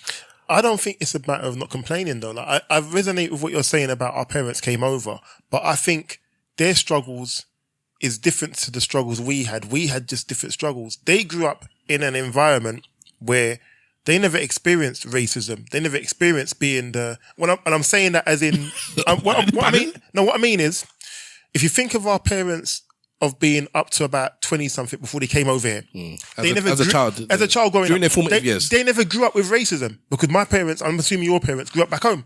So they would have, everybody's like them, innit? Everybody had the same dream, aspirations. Everybody is of the same.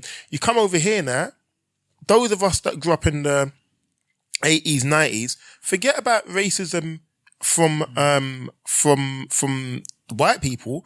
We was getting racism as, oh, you're the only Africans, you're the only Nigerians, you're the only this, from the black people, because the black people had already been here, the Caribbeans had already been here and settled. So my parents never understood what my growth growing up was like. I don't agree with that. Your individual struggles. Yeah, as a child. As a child growing up. Yeah, but the reason why I'm saying I don't agree with the examples is because, again, the same people that was there, the same parents of the children were also looking at the Africans that was coming over here and was like, well, why are you coming here? And and they had the prejudice against them. Also, imagine, yes, you've grown up over 20 something years of not experienced racism, and then you land on an island and that's all you understand and all you know.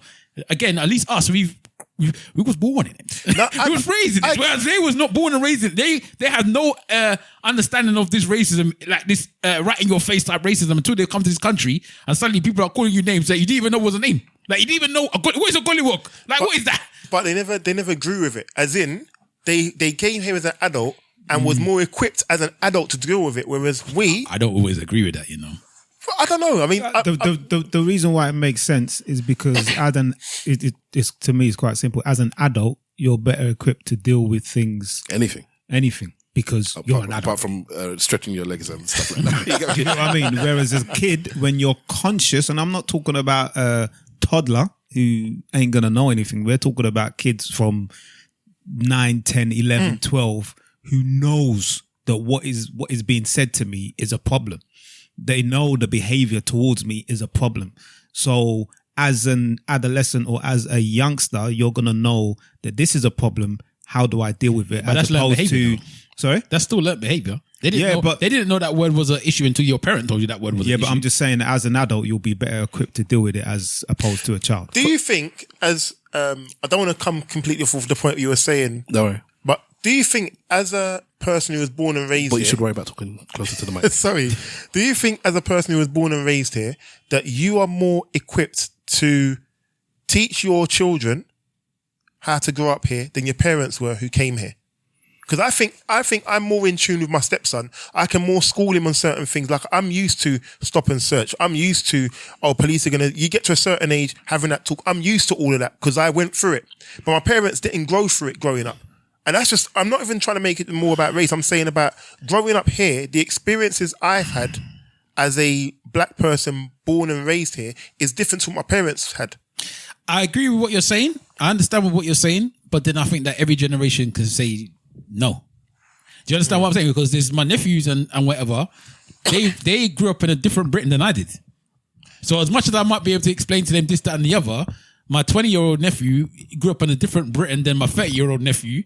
They grew up in a different Britain than my 40-year-old self. Do you understand what I'm saying?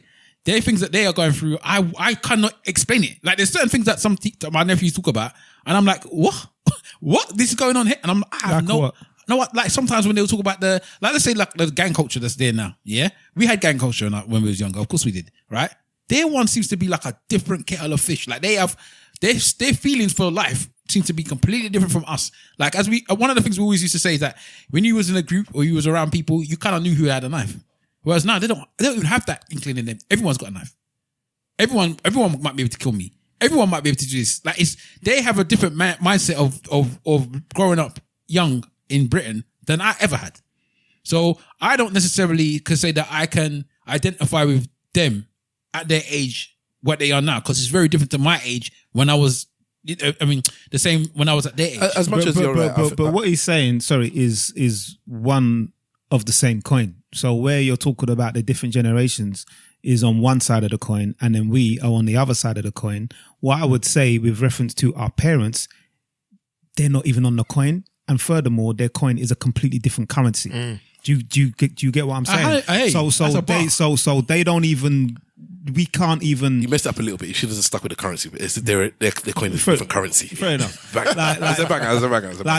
the comprehension, you can't even align the two. Whereas with your nephew, that's what I was going to say. And with us, we can still have there's still something that is relative. Do you get what I mean? You say that, but by the time that I got to a certain, it depends. Because again, by the time that you say I'm conscious of, you saying about when we're children, maybe yes. But if my dad came here when he was 20. He knows he was a 20-year-old in England. Yeah. By the time that I get to 20, he can explain to me how he was a 20-year-old in England. Yes? Yeah, but I'm not necessarily, you're only now talking about when you're growing up as in 13, 14, 15, 16, 17, 18, 19. But they still came here at a certain age and they still have an understanding of being British or living in Britain at a certain age. They can still give you that knowledge and that understanding of how they felt when they came here. You know the term cancelling out? This cancels out that. All right. So what the issue is that what you're saying, anything that you can say that our parents that came from Africa that came here and had to deal with us, everything is applicable. Everything that is, us in our 40s raising kids or nephews or nieces or stepkids can talk about, our parents can say the same thing. So that just cancels it out. It's balanced now, zero. What we can't resonate with and understand is that we came from somewhere else and we were a different currency. Yes. We had to learn the different currency. But so hold on. Okay. So therefore, everything you're saying is true. We have to do this. We have to do that. I'm lost when I'm talking to my nephew that's 20 years younger than me or 10 years younger than me. They've had to do. But everybody can say that. So it doesn't count for anything if you're comparing the two. Because the only thing they can add on top of that is that, yes, but I came from somewhere else. I've lived my whole formative years X without racism, with everybody being equal to some extent. And then I've come to this new place. I don't know why you keep saying without racism though. Because clearly there was racism in the countries that they were colonized by.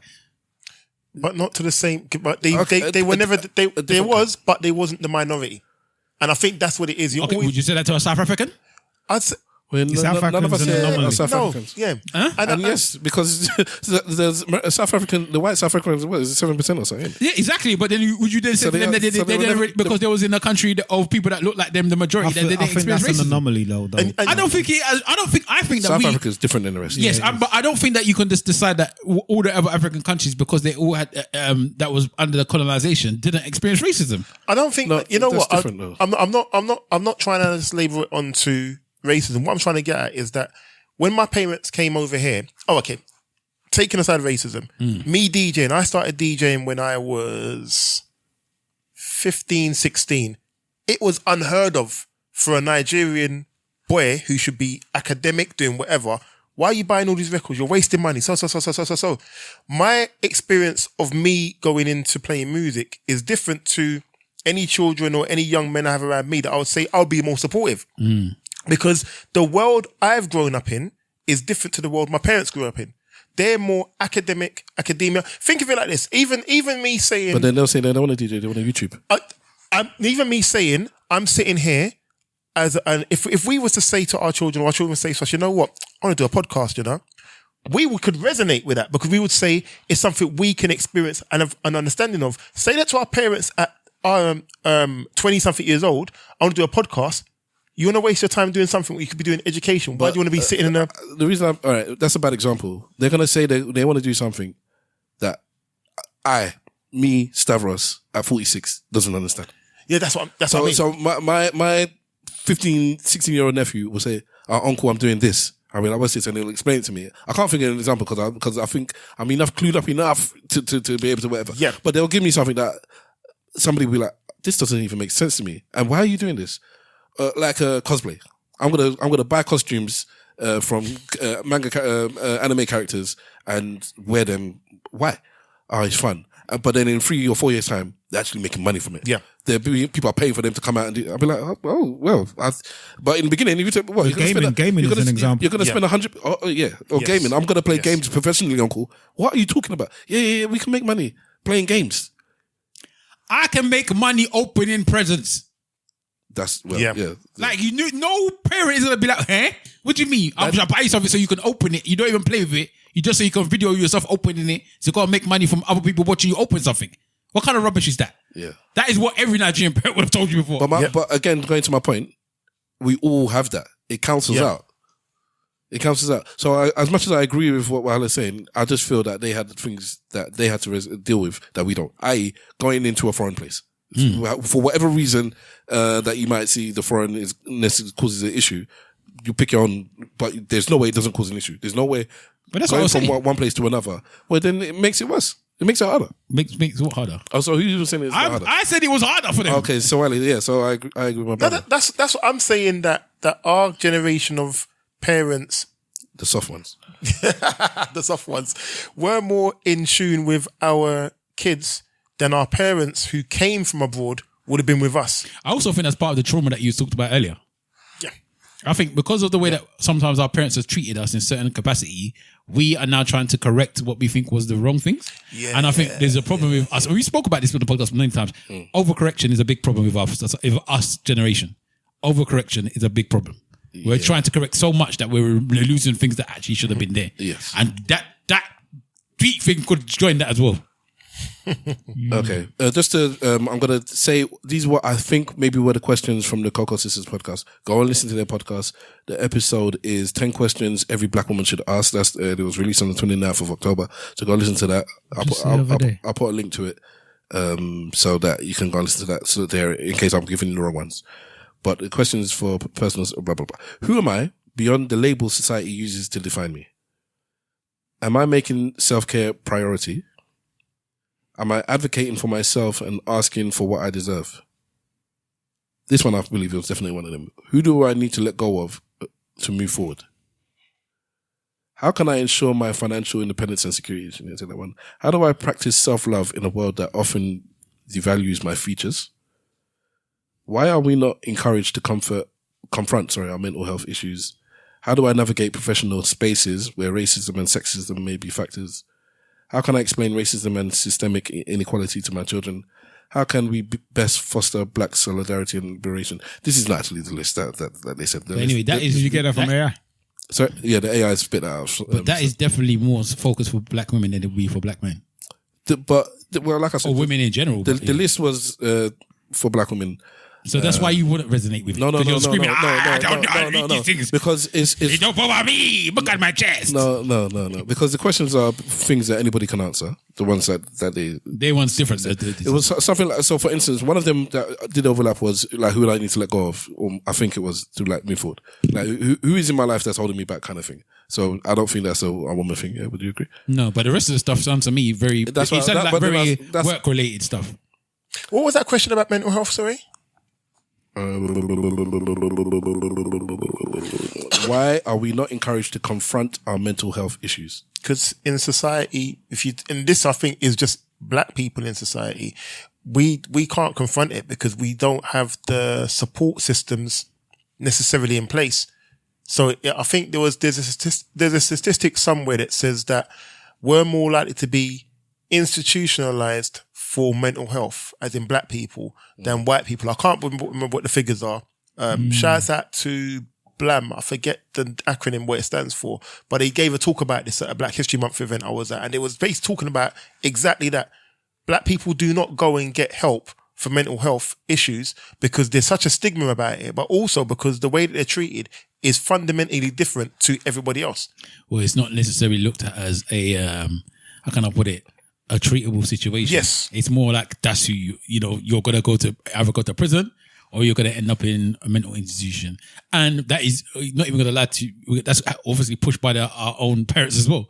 Like, you're mad. There is no, like, one of the things that we speak about often is when, especially in I'll say in the Nigerian community, where you have a child that's clearly got some form of mental health problem and they'll just deny it.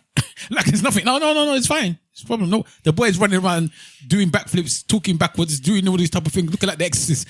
No, it's right. He just had too much sugar.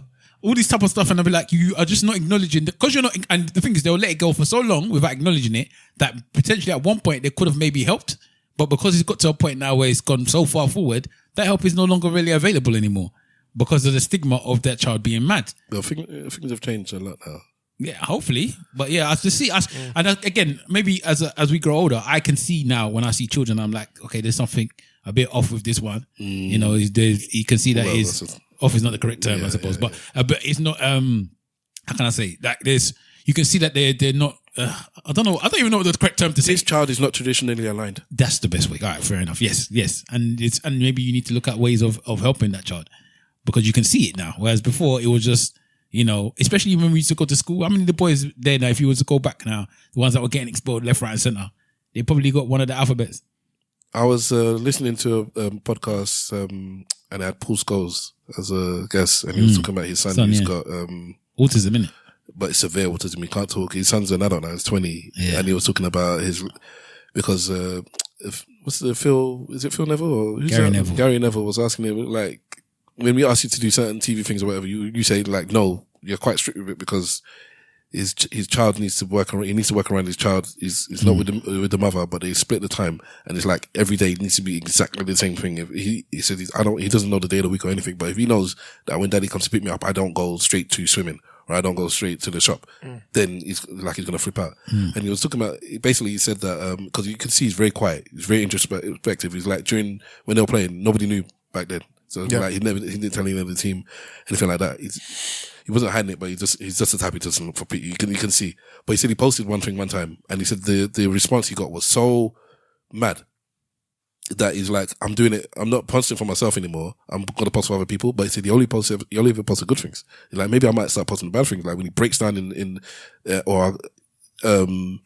see the scratches on me. He's like he's strong.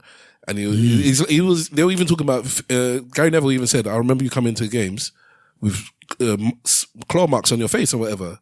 And later on, I found out that it was your son that he flipped out and he had started being aggressive. And he's like, yeah, but right now I'm only trying to think good things. So this podcast was an hour and a half, wherever it was. And he spoke about that for a good chunk, 25, 30 minutes, whatever. But then he spoke about football and Man United. But if you read the comments, everyone's just talking about him as a father. It's like, it resonates with you whether you live it or you don't live it. And then again, me and my wife, cause she was overhearing it when she was getting ready and she had to stop getting ready and she's like, you know, we're just so blessed. And this is what I keep saying. Going back to this point about before, about dealing with situations, people are too busy crying about stuff you don't have. We're just blessed to have what we have. And it's like, because again, my wife works in the field where she has to deal with this kind of stuff. And she knows people she's friends with people that have children that have these issues. And it's just like, you know what? I can't complain about this. I can't complain about that. I can't complain about this because there's always somebody on the other side looking at. You can't complain. I wish I was. Well, I'll give you this scenario again. I was talking to my niece who had her daughter, and the daughter was running. It just became a toddler and was moving, and she couldn't stop. And she was like, "Uncle, man, I I need 5 minutes alone or just to chill out. And I wish this girl couldn't walk." I said, "Hey, I wish you'd stop moving." I said, "You know, there's somebody that's praying right now, and all they wish is that their child could run around like yours." And then she said, you know, I'm never going to say anything like that. You change the perspective of your life. You change the perspective. Imagine Africans hearing people say that. They're looking for the devil that's going to collect those words, boy. It's like, oh man, I wish she would just stay still for a minute. And it's not just, I get it. Obviously, as a parent, you get it. But when you say, because you're complaining too much, it's like you're moaning. Be happy your child can walk. And then when you frame it like that, when they're running around and knocking things over, it's like, I'm happy they can do that instead of, oh my God, how many things am I going to have to pick up after you? And then, you're still annoyed you have to pick up and clean up, but it's just a difference in your brain. And if you think about that in life in general, I wish I had that person's car instead of, I'm happy I've got a car. I'm not walking on the street in the rain now when it's cold like this. You get me? Or I wish I had it. Stop wishing you had. No, there's nothing wrong with wishing that you have this. You should inspire for victims. Yeah. Sorry, don't get me wrong. But just it's more appreciating what you have. Yeah. You need to have balance. Basically, you need to have balance. Not everything can be looked at as a negative in your life when there are positive things that you can also look at. And you can't just focus on negative alone. So what position do you play? Before we get to this tweet and our last topic, did you have any topics actually? You want to No. Okay, thank God. What position do you feel you play in your friendship group or your work group or whichever group you want to bring to the table, one or all of them or whatever it is? Mr. Wolf, would you like to start? What position do I play? Yeah. When somebody says, Mr. Wolf is the guy. Probably the calm, cool and collected. All right. Perhaps. The Mr. Wolf of the crew. Yeah, I guess. I'd say that would be me. But I would always want to hear what other people say. Because there's one thing saying that I am such and such, but I think that what other people the people that you care for and the people that you know would say about you would resonate to me more, if you know what I mean. So I would suggest me being calm, cool and collected. And I am very comfortable being in pressurized situations, like under extreme pressure. Have you seen that kind of clip? We put the clip in the group here, in the Liverpool group, where you've got my man from Leslie Nielsen from Naked Gun, where he's saying there's nothing to see here and there's a madness going on. Yeah. Not with regards to Liverpool, but regards to life.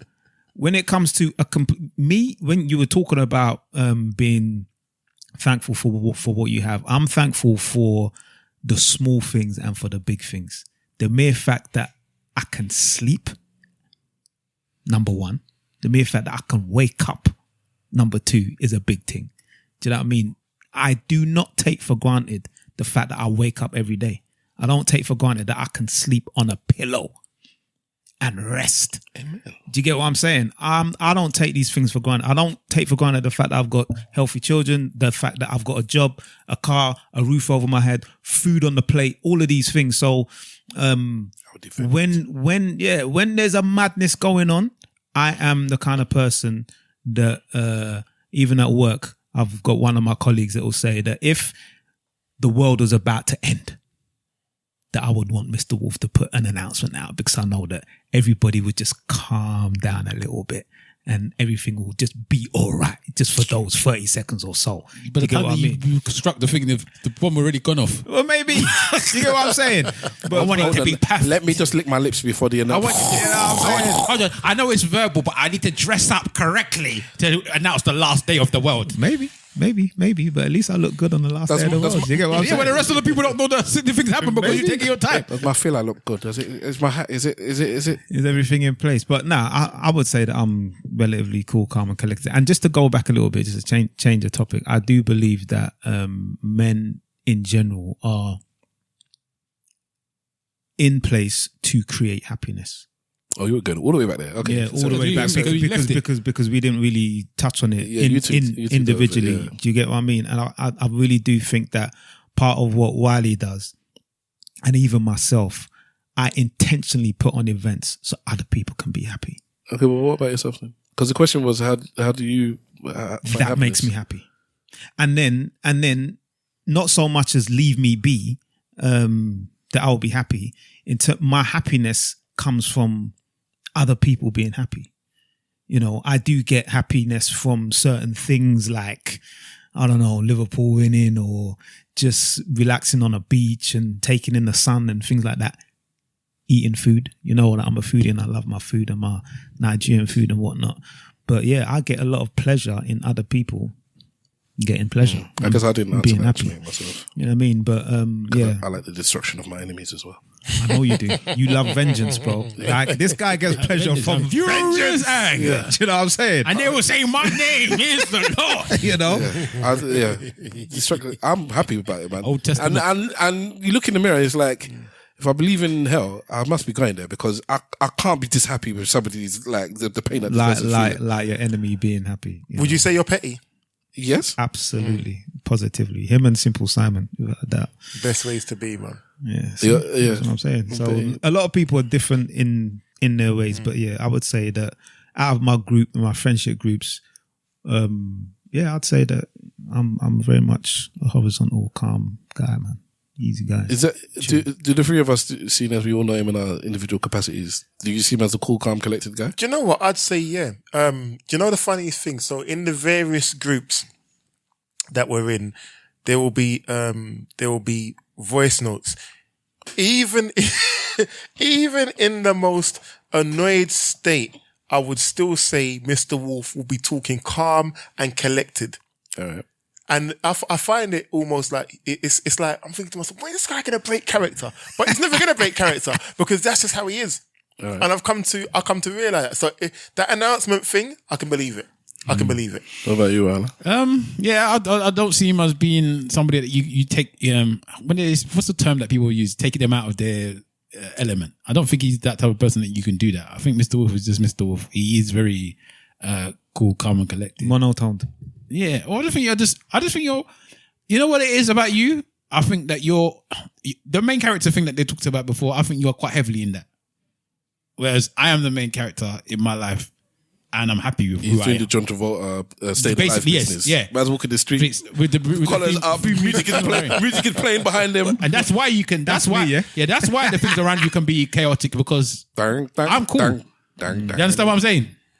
So I just think that's how you are. I think that you're very much so from a place of confidence. Yeah, you're just confident in who you are, so that allows you to just be confident in how you are. If that makes sense? No, it does. Yeah, so I think that's where the cool, calm, and collected stuff comes from. Because why do I need to be loud? When what purpose do I need for it? If I need to be loud, I can do. But why do I need to be loud? I don't see it like that. I think those kind of traits with people is just very. It's not about why should I be. That's who you are. That's who you are. As in, you could like okay. For instance, this podcast, talk louder, please. You can't. It's not that. Oh, I'm choosing to be cool. It doesn't. That's not a choice. It's not an active thing. It's very passive.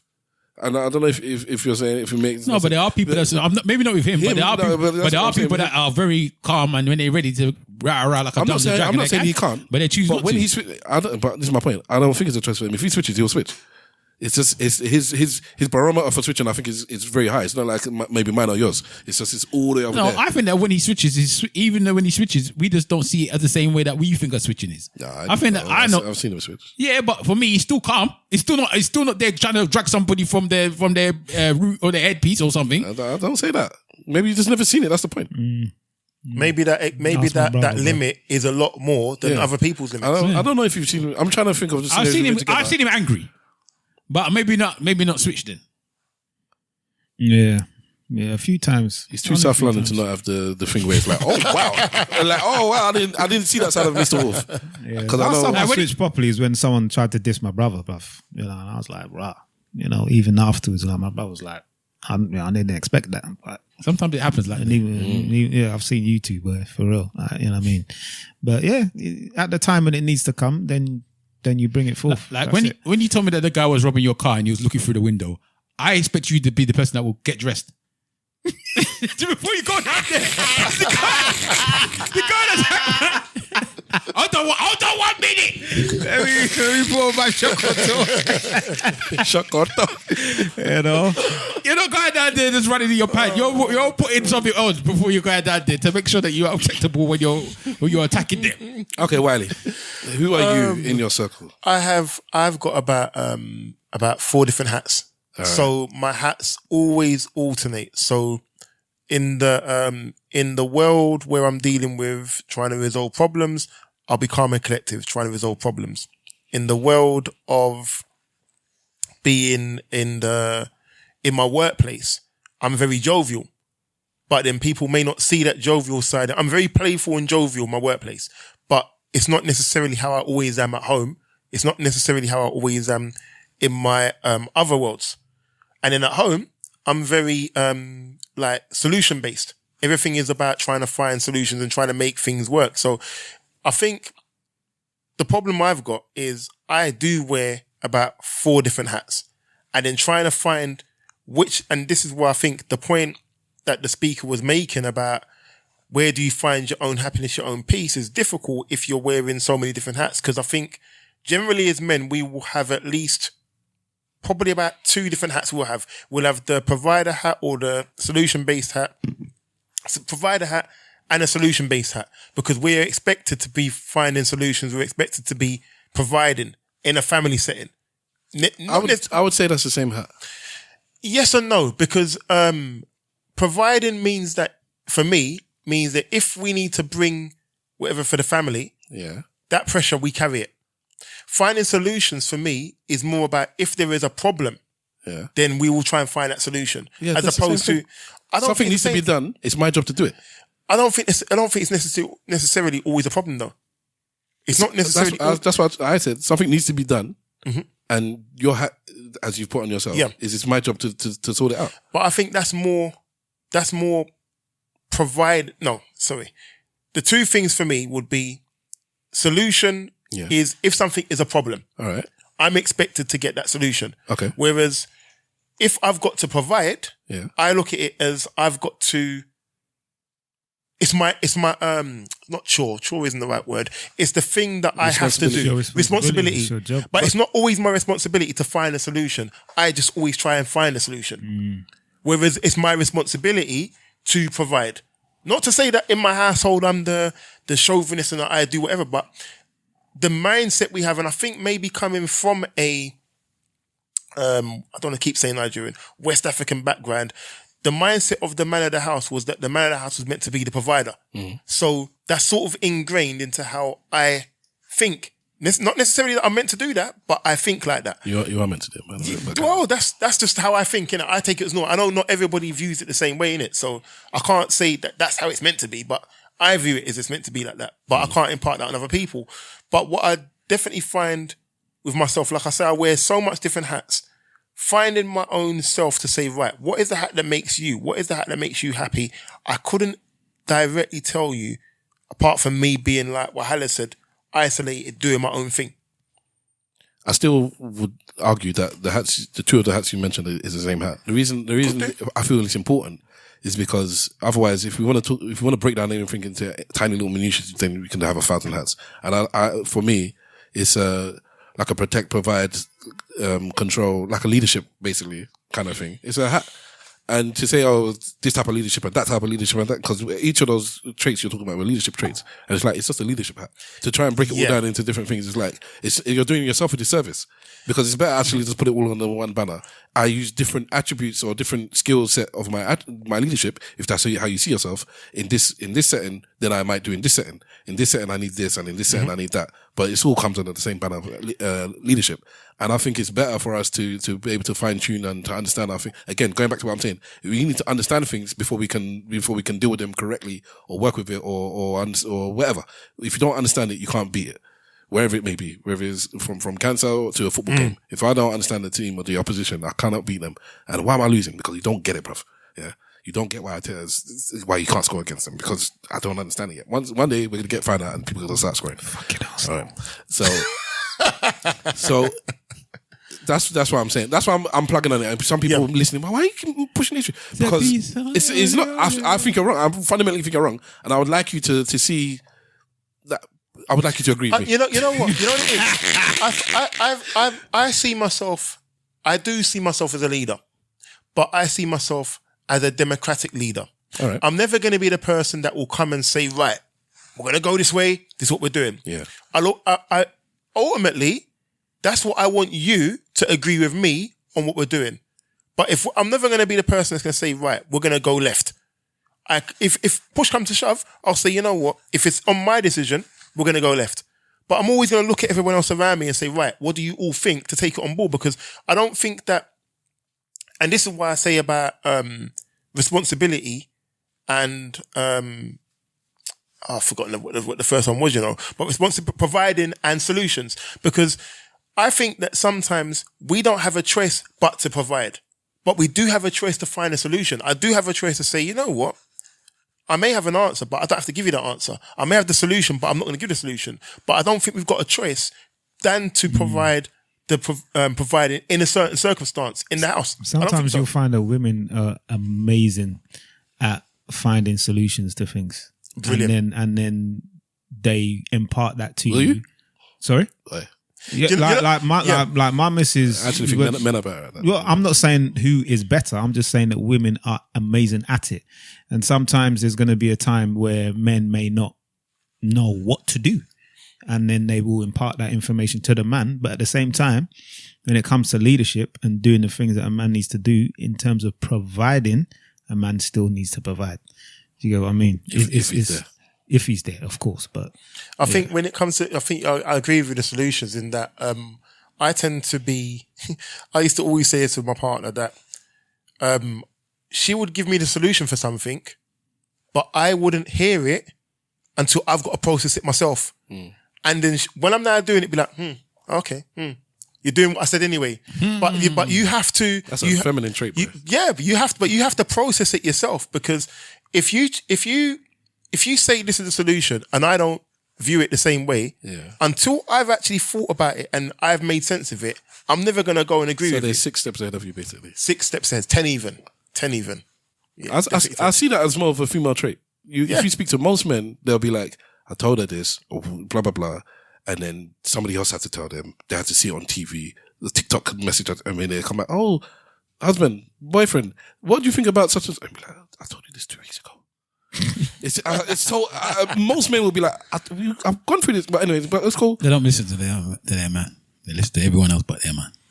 But anyway, that's it. So all right, so you're a hat provider and but I wear like I said, I wear too many different hats to be able to say, like, I've got too many different roles in my circles to say I've got a definitive role of one? I'll come back to that in a minute because I'm interested in whether that's a good or a bad thing. If in so many different areas, I'm seen as so many different types of people. He's very much dictatorship in his WhatsApp groups.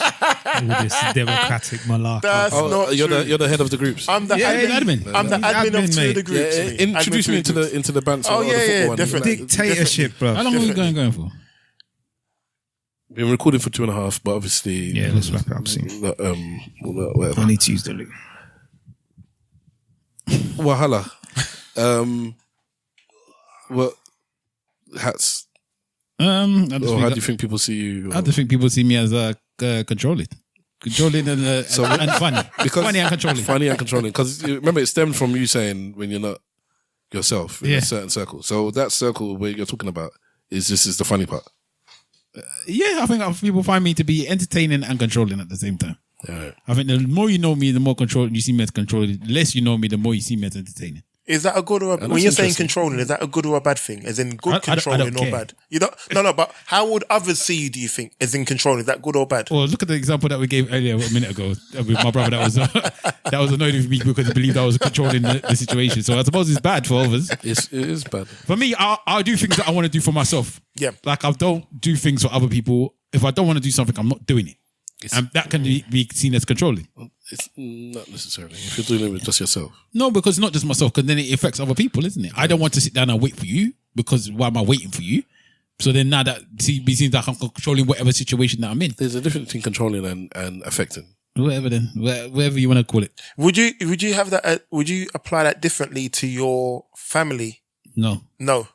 Okay. No. I do what I want. Okay. And that's how I see it. I try my best to do things for others as well. Not to say I'm stingy or any of that type of things, but I do what I want. If I don't want to do something, I'll try my best not to do it because I don't want to. Does that make sense? Yeah, totally. And I like to be in control of everything I'm doing. I like to be and it involves me. I want to be in control of it. I don't want I don't get in. If me and you are going to the same place, I'll drive.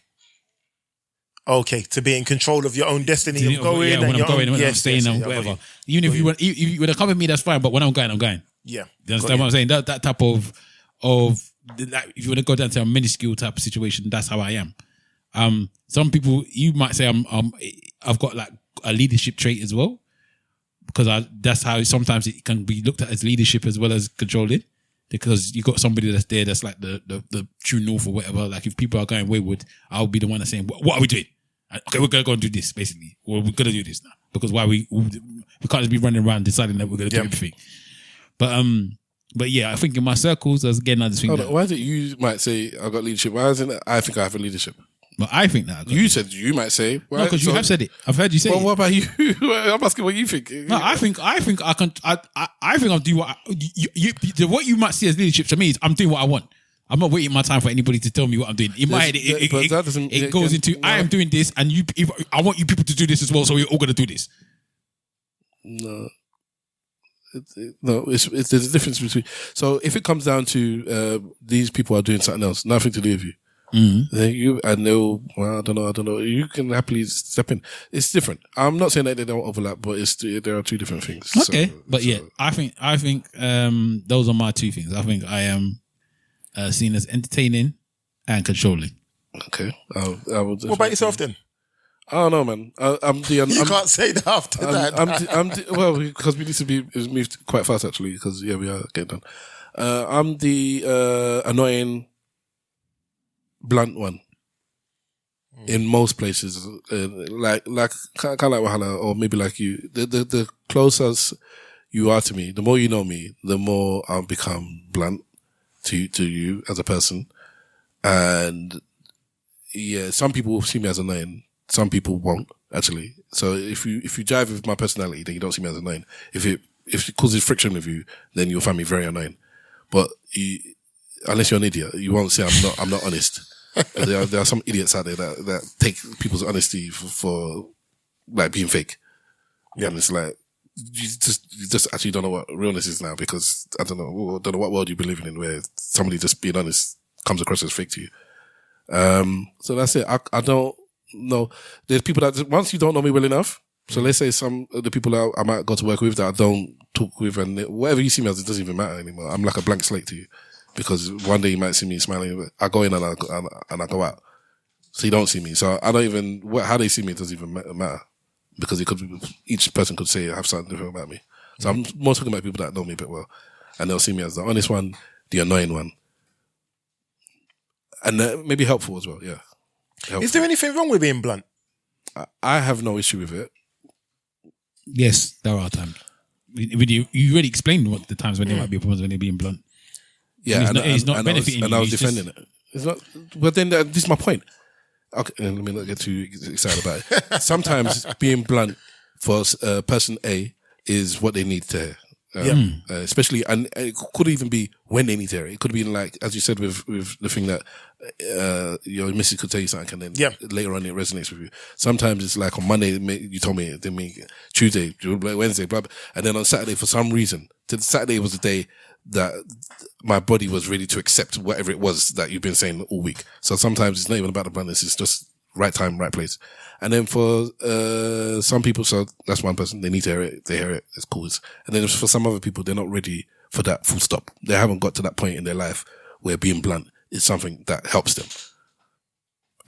But for me, that person is in the wrong part of their life. So you need to catch up. So this is the difference between me and him. I think it's like where me and him are very different. I only care about getting what I want. So I don't care the method of how I get there. Whereas he's got a particular, this is where you should happen. This is the way it should be. I should be able to say this. Whereas with me, I just want that to happen. So if I need to tell you this way for that to happen, that's how I'm going to say it. I see myself as righteous until you're my enemy and I want you to die and stuff. But other than that, I'm a righteous person. So I want the righteous thing to happen. It's not about what I want. It's about the right thing. And this is where my brain happens to align a lot with doing the right thing. And then when it's not, that's when it's like, that's when I'm proud of myself. It's like, I don't want to do this. It's that opposite of it. I don't want to do this. It's going to cause me pain and harm and not harm, but whatever. But I'm doing it because that's the righteous thing to do. Me and my wife have this argument all the time. And again, I look at my wife, and I've had a discussion this week because all of it encompassed from this Opposites podcast. But I'm so proud of myself when I look at myself in the mirror. It's like, I'm proud of myself. Like, I'm righteous. Somebody look at me and be like, you know when you cut somebody open, it's like, yeah, you say this on the outside, but inside you have all these demons and these secrets, and I'll be like, no, cut me, bruv. I'm righteous and I know it. And and when I go back to my missus and it's like, I look at her and I'll be like, because I see the same in her as well. She's the same. Like this week, my missus got my parents, brought them to the house, and I saw them on the camera. I couldn't do it. And she took them from here, there. And she was running around a lot for my parents. And I was like, I've got a really good woman that she's really, she was carrying their luggage in the house and all that stuff. I said, I'm going to say thank you. And then I stopped myself. I said, I'm not actually going to say thank you. And then the next day when my parents brought up the situation about, and I said, I was just thinking of this when I saw her on the camera. And I said, no, I'm not going to say thank you. And my mom was like, why would you say that? I was like, because that's her job.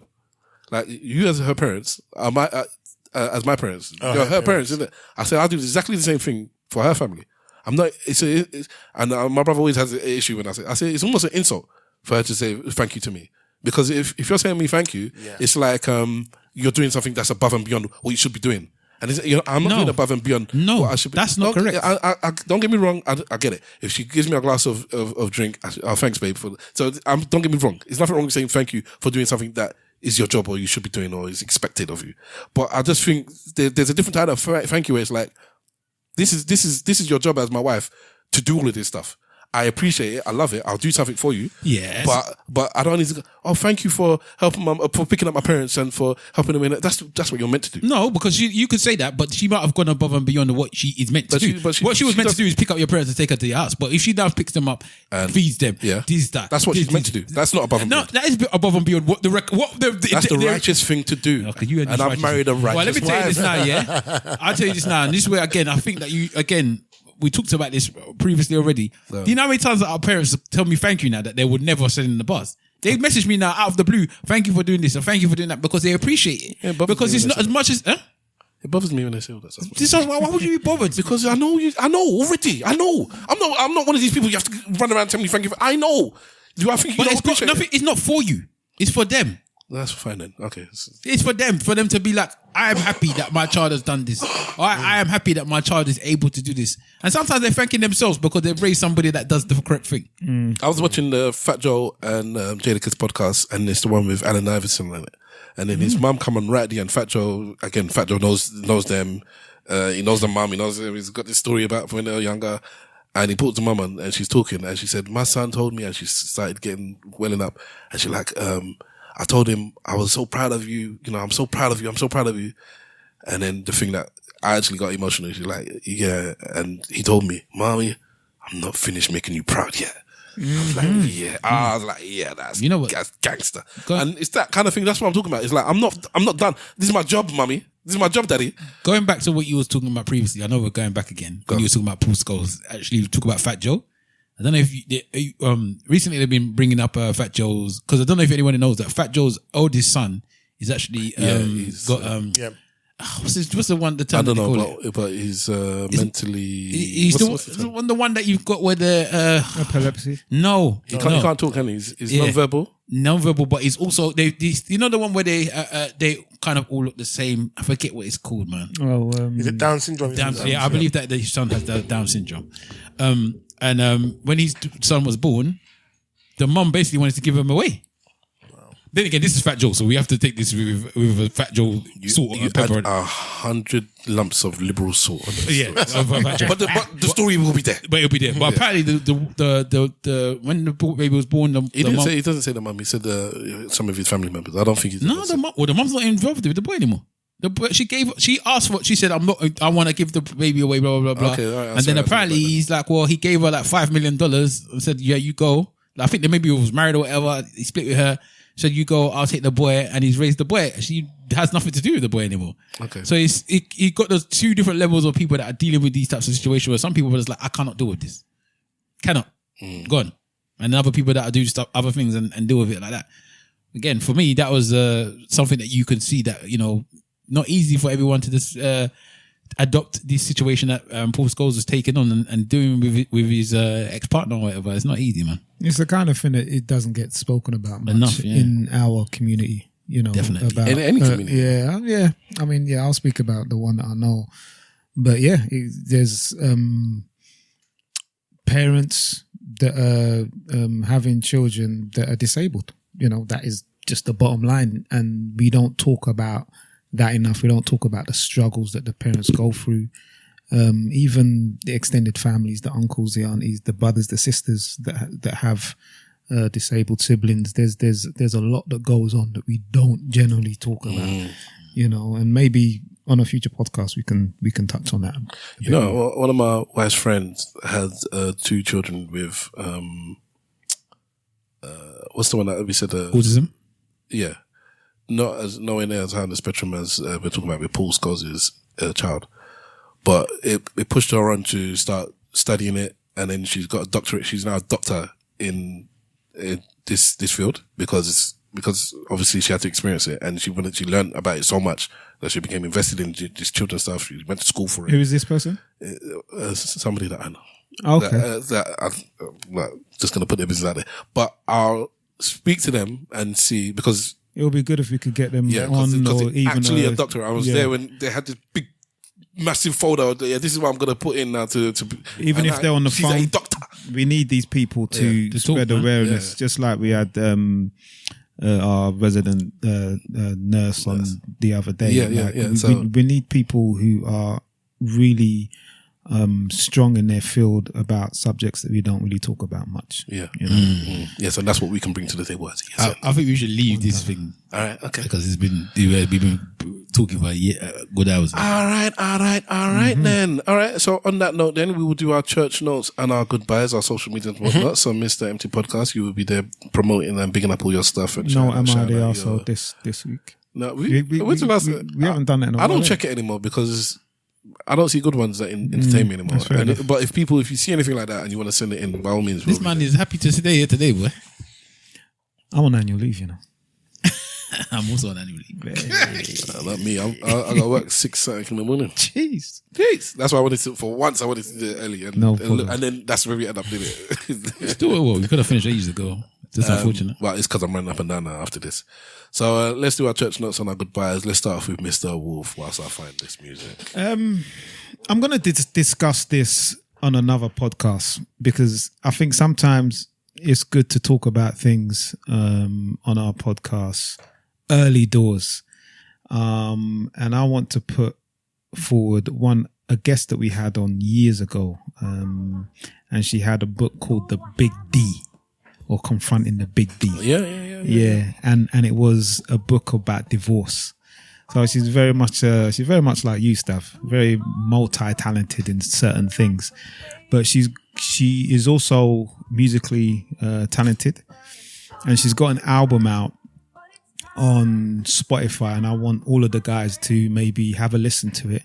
It's called Arc Icons, and it's the album's called Genesis. So I'll send it in the group. It is biblically related, but it's more on a neo soul type flex. So normally when we hear biblically related music, is more hip hop or gospel. Don't really, and then maybe you might get a Hillsong kind of country type vibe. But this is very much on a neo soul. We recently lost the neo soul icon in D'Angelo, but this album has been rinsed by me. Arc Icons, Genesis. Have a look on Spotify and your Apple playlist and what have you. It is, I can't lie, it's excellent. And the mere fact that we can't play music now kind of annoys me, because I would like to play it, because the album that she put together is truly amazing. It's one of the best albums I've heard in a very, very long time. So, yeah, it's really good. And I've recently listened to Dave, and I've rinsed out Mobb Deep as well. Hey, I told you Mobb Deep was the one, bruv. Jeez. I told you. I'll tell you, like, yeah, gym session music, that's for me. Like, the album, that Mobb Deep album is special. I can't even lie, bro. It's a really good album. So go out, listen to Mobb Deep. I've only listened to Dave maybe about 2 or 3 times. I think it's going to take a few more listens for me to really catch that. But yeah, Arc Icons. In fact, you listened to it 2 or 3 times. Is mostly that's different than most, you know. Yeah. Arc Icons, Genesis. Catch that on all your playlist things. Mobb Deep, of course. Go catch Dave, and that's it. I haven't got much more to push forward. You can catch me on Instagram and AKA Mr Wolf, on Twitter and AKA _Mr Wolf. What's going on, people? That Dave line you mentioned, I'm not like joking. I heard that. I said, that's my line. What was the line again? I can't wish my ex the best. She'd end up with me. That's it. I said, when I heard that, I remember where I was. I can remember where I was. And that's why at the beginning of the album as well. I said, that is Stav. I heard that line in the shower, and I'm like, this man stole my line, because that is exactly the truth. I should stop wishing my exes the best, because I'm married now, and their best is being with me. That Dave album for me is special, boy. I love that Dave album, boy. Everybody's talking about whatever the one with Kano. Oh yeah, when they had the dinner table. That's the. It's a good album. That one, Kano and him is back to back, was special as well. For me, it's wicked. That's the song that it's blown everybody's head. I love that song. I like 27th Birthday as well. I love that song. I like the song about where he's talking about where he's being the girl. Again, he's done this before. Anyone his last album. I like Dave's album, drama, and these type of things are these types of songs that he's playing. Ones you're only really supposed to listen to once, and you don't really. But I'm listening to them over and again. Yeah, because they're more story songs. When you listen to story songs, you listen to them once. After the story's done, you don't really. I'm ready to run that one back again, but I am. I'm running them back again. I've listened to that album so many times, so many times. I like that Dave album a lot. Lyrically, he's better than so many of these peers, man. He's just better than them. Yeah, go listen to the HC pod where Chucky and he brings on the guest that he always brings on when he wants to properly deep delve in on music. No, that's the point. When he wants to properly talk about music, there's another dude. I think it's the one that does that shoe thingy. I think he does football content. He does the trainer content, the British one. But I think it's him that he brings, because I didn't watch it. I listened to it, and they do a proper deep dive on that album. And because they know their stuff and they know the people involved, and thingy is interesting. That song with him and Kano, that's my 1 and 2 at the Bow House. Anyway, it is what it is. And I like the way he flipped into the little patois in there as well when he was talking about when he was in Jamaica. The Nigerian. Yeah, it was good, man. The album is good. I enjoyed the album. I think he's done a very good job. Like, and by the way, you mean plantain, and they carried on. It just carried on as normal. It's like they're talking in that. Thing. It was very good. It was very good. But again, for me, Kano's a good elder. The way you look at when you see his approach to certain things, I think that he's a good elder for these younger boys. Is it true that Kano was in a accident recently? I don't know. But he's good. It was my wife showing it to me. Did Kano and Gets have a beef? I don't think so. Because it's like, pray for Kano. He was run over by his ops, whatever. It's meant to be a joke that Gets run over Kano. I have no idea about all of this. She sent me that. I don't have time for that stuff there, but let's just confirm. So if it's the same thing that I saw, it was meant to be a joke. But fair enough. As far as I know, they didn't have any beef. No, I wouldn't have thought so. They do a lot of songs together, but I don't know how people. I don't know about that type of stuff. But for me, I think he's a good example for these younger people below him. You never really hear much about him. He never really in any controversy. He pops out, makes bangers, makes classic albums, getting into film and all that type of stuff. So he's a good person to have as a role model, I'll say, in that scene. So I'm glad that they made songs together. But anyway, so yeah, check it out. But other things I'm talking about, I watched 3 films this week. So I watched something called Shelby Oaks. Is it Shelby Oaks I watched? I think that's what it's called. Shelby Oaks. It was one of the Cineworld surprise secret screamers, as they called it. Okay. So it's a horror film. It's not too bad. If you like, what's that one that's in the woods? Blair Witch Project. If you like Blair Witch Project, it's like a film like Blair Witch Project, basically. So if you get the time, check it out. It's not too bad. It's not too long either. Found footage. Kind of, yeah.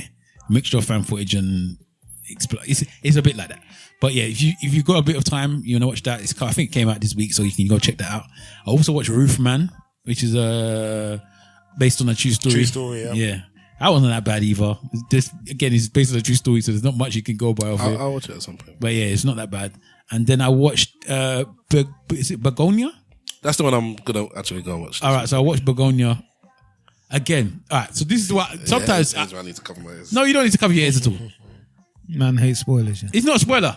It's not a spoiler. I'm not expecting it to be a spoiler, but if you are going there to go, this is the problem. There's people that go to the cinema to go watch exciting films and they're this, that, the other, and there's other people that go to go watch films to have some form of deeper meaning and all that type of stuff. If you're there for the deeper meaning, go watch it. If you're there to have something exciting, maybe don't watch it. Because I think you're going to come away thinking, well, why did I watch this film? Is that what you went in for, though? I knew nothing about the film. I just saw Emma Stone in it and watched it. This is your problem because you don't know anything about film before you go watch it. Yeah. So that's good. I like that. Yeah, but you should know the director. I know the director. But I did not know the director until I started watching the film. And immediately when I started watching the film, I knew he directed it. Immediately I was like, okay, it's this guy. Because him and her have been doing films I've done about 3 films together now. Yeah. So anyway, but I watched it because she was in it. As soon as I saw she was in it, I was like, I'm going to watch it. You're an Emma Stone fan? Yeah, Emma Stone's good, man. It's good. Okay. Ever since, what's it called? When she did strangely enough, the 101 Dalmatians film. I don't even remember that film. Was she in it? I love it. It's one of my. She's Cruella. Okay, I didn't know. Cruella is one of my favorite films of the past 5-10 years. Have you seen it, Wiley? I've seen bits of it. It's a good film, you know. I can't even. The 101. I need to watch it again. It's the kind of backstory. It's an origin story of Cruella. I love origin stories though. I liked it a lot. I love origin stories. But anyway, it's really good, man. If you so some like Stav, yes, you should go watch it. Other people that I want to, if you're gonna say, oh, what's in the cinema, I want to pick a film, maybe not that. But that's the thing. I think you're preaching to the converted. People that watch that film will kind of like know, innit? People that go cinema, they know kind of like, but you're one of the few. Most people knowing what they're going to watch. You're one of the people that I'm watching stuff just because it's there. Yeah, because you got a Cineworld card, you just watch things, innit? You just watch whatever's there. And anyone that's got Cineworld is going to be big into film, so they're going to be happy to take on different types of films. But yeah, anyway, it's all right. It's a good film. The acting it's got what's the name in it as well? Is it Jesse Pillman? Yeah. So again, those really see 2 of those people in it, you already know it's going to be either odd or good, regardless of one of the 2. And he's strange in this film as well. Of course. It's about to be strange. Very strange. Very, very strange. But yeah, it was a good film. So check it out if you get a chance to watch that. So yeah, those are my 3 films I watched this week. Yeah, she won an Oscar for their last film together, innit? Just so you know, I think I mentioned it last week, but if I didn't, Mayor of Kingstown is back. Yeah? Season 4 of Mayor of Kingstown is back. So make sure you go check out Mayor of Kingstown. Church. Wow. Ali, talk to the people then. Shout outs. Socials. Well, shout outs to my MT podcast brothers. First and foremost, thanks for having me on. It's been a blast. It's been a real pleasure. I've really enjoyed it. But I definitely have enjoyed the conversations. Very entertaining and interesting conversations. Shout out to my MT podcast brothers, Citrus, Cirelli, Rain, Tongo, Buddy. We're definitely going to be making sure we make space for you all on the podcast. How many of them are not from the manor? No. There is 2 of the 4. 2 are not from the manor. My least favorite 2 of the podcast. Yeah. You're too least. Well, you'll see. It's very interesting dynamics. We have very interesting dynamics. But yeah, been watching. Do you know what? The link to their podcast will be in the show. Yes, yes. The link to the podcast is at the MT Podcast on Instagram, at the MT Podcast on TikTok, on YouTube. Just look up the MT Podcast, and we're also now on Spotify video as a black or white. It's exactly as it should be. THE. THE MT Podcast.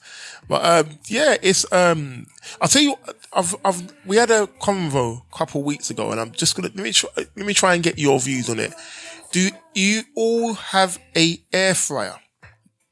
Yeah. You don't know who you're talking to, bro. You don't know. Hold on. Don't get him started. Just continue. You all have an air fryer. He thinks he's the what's it when you go out there, you preach a good word of something. Yeah. I know. He thinks he's he's the one of where he lives. He's that everybody's there because of me. Everybody's got an air fryer because of me. What else is everyone doing? In my circle. Yeah. Okay. In my circle. Do you have one? I have one, but I won't be using it anymore. Why not? Because I found out a few things about it. Oh no! You see now this is it blows hot air, bro. I know. Okay, I'm interested. Is it cancer? Is it cancer? It's always cancer, isn't it? Yeah. I'm intrigued to know that. I am intrigued to know. Yeah. Do you have a rice cooker? No. I have one, but I don't use it. Yeah. Okay. How do you cook rice? Which type of rice? You know, the fact you've said that, explain what would be the difference. If it's white rice, I'll cook in the rice cooker. Do you actually use the rice cooker? If I have to make white rice, why am I wasting time using anything else but the rice cooker? Mine's in the cupboard, man. We never touch it. Yeah, well, mine is out. We only use it when we were doing up the house and we didn't have a stove. If I want to make white rice, I'll press a button and it makes me white rice. I don't need to worry about it. Maybe I'll take it. Maybe I'll I'm coming back every 5 minutes. Why? If I'm making any other type of rice, I make it on the normal stove and pan stuff. Okay. I use it in a pot. In a pot? Yeah.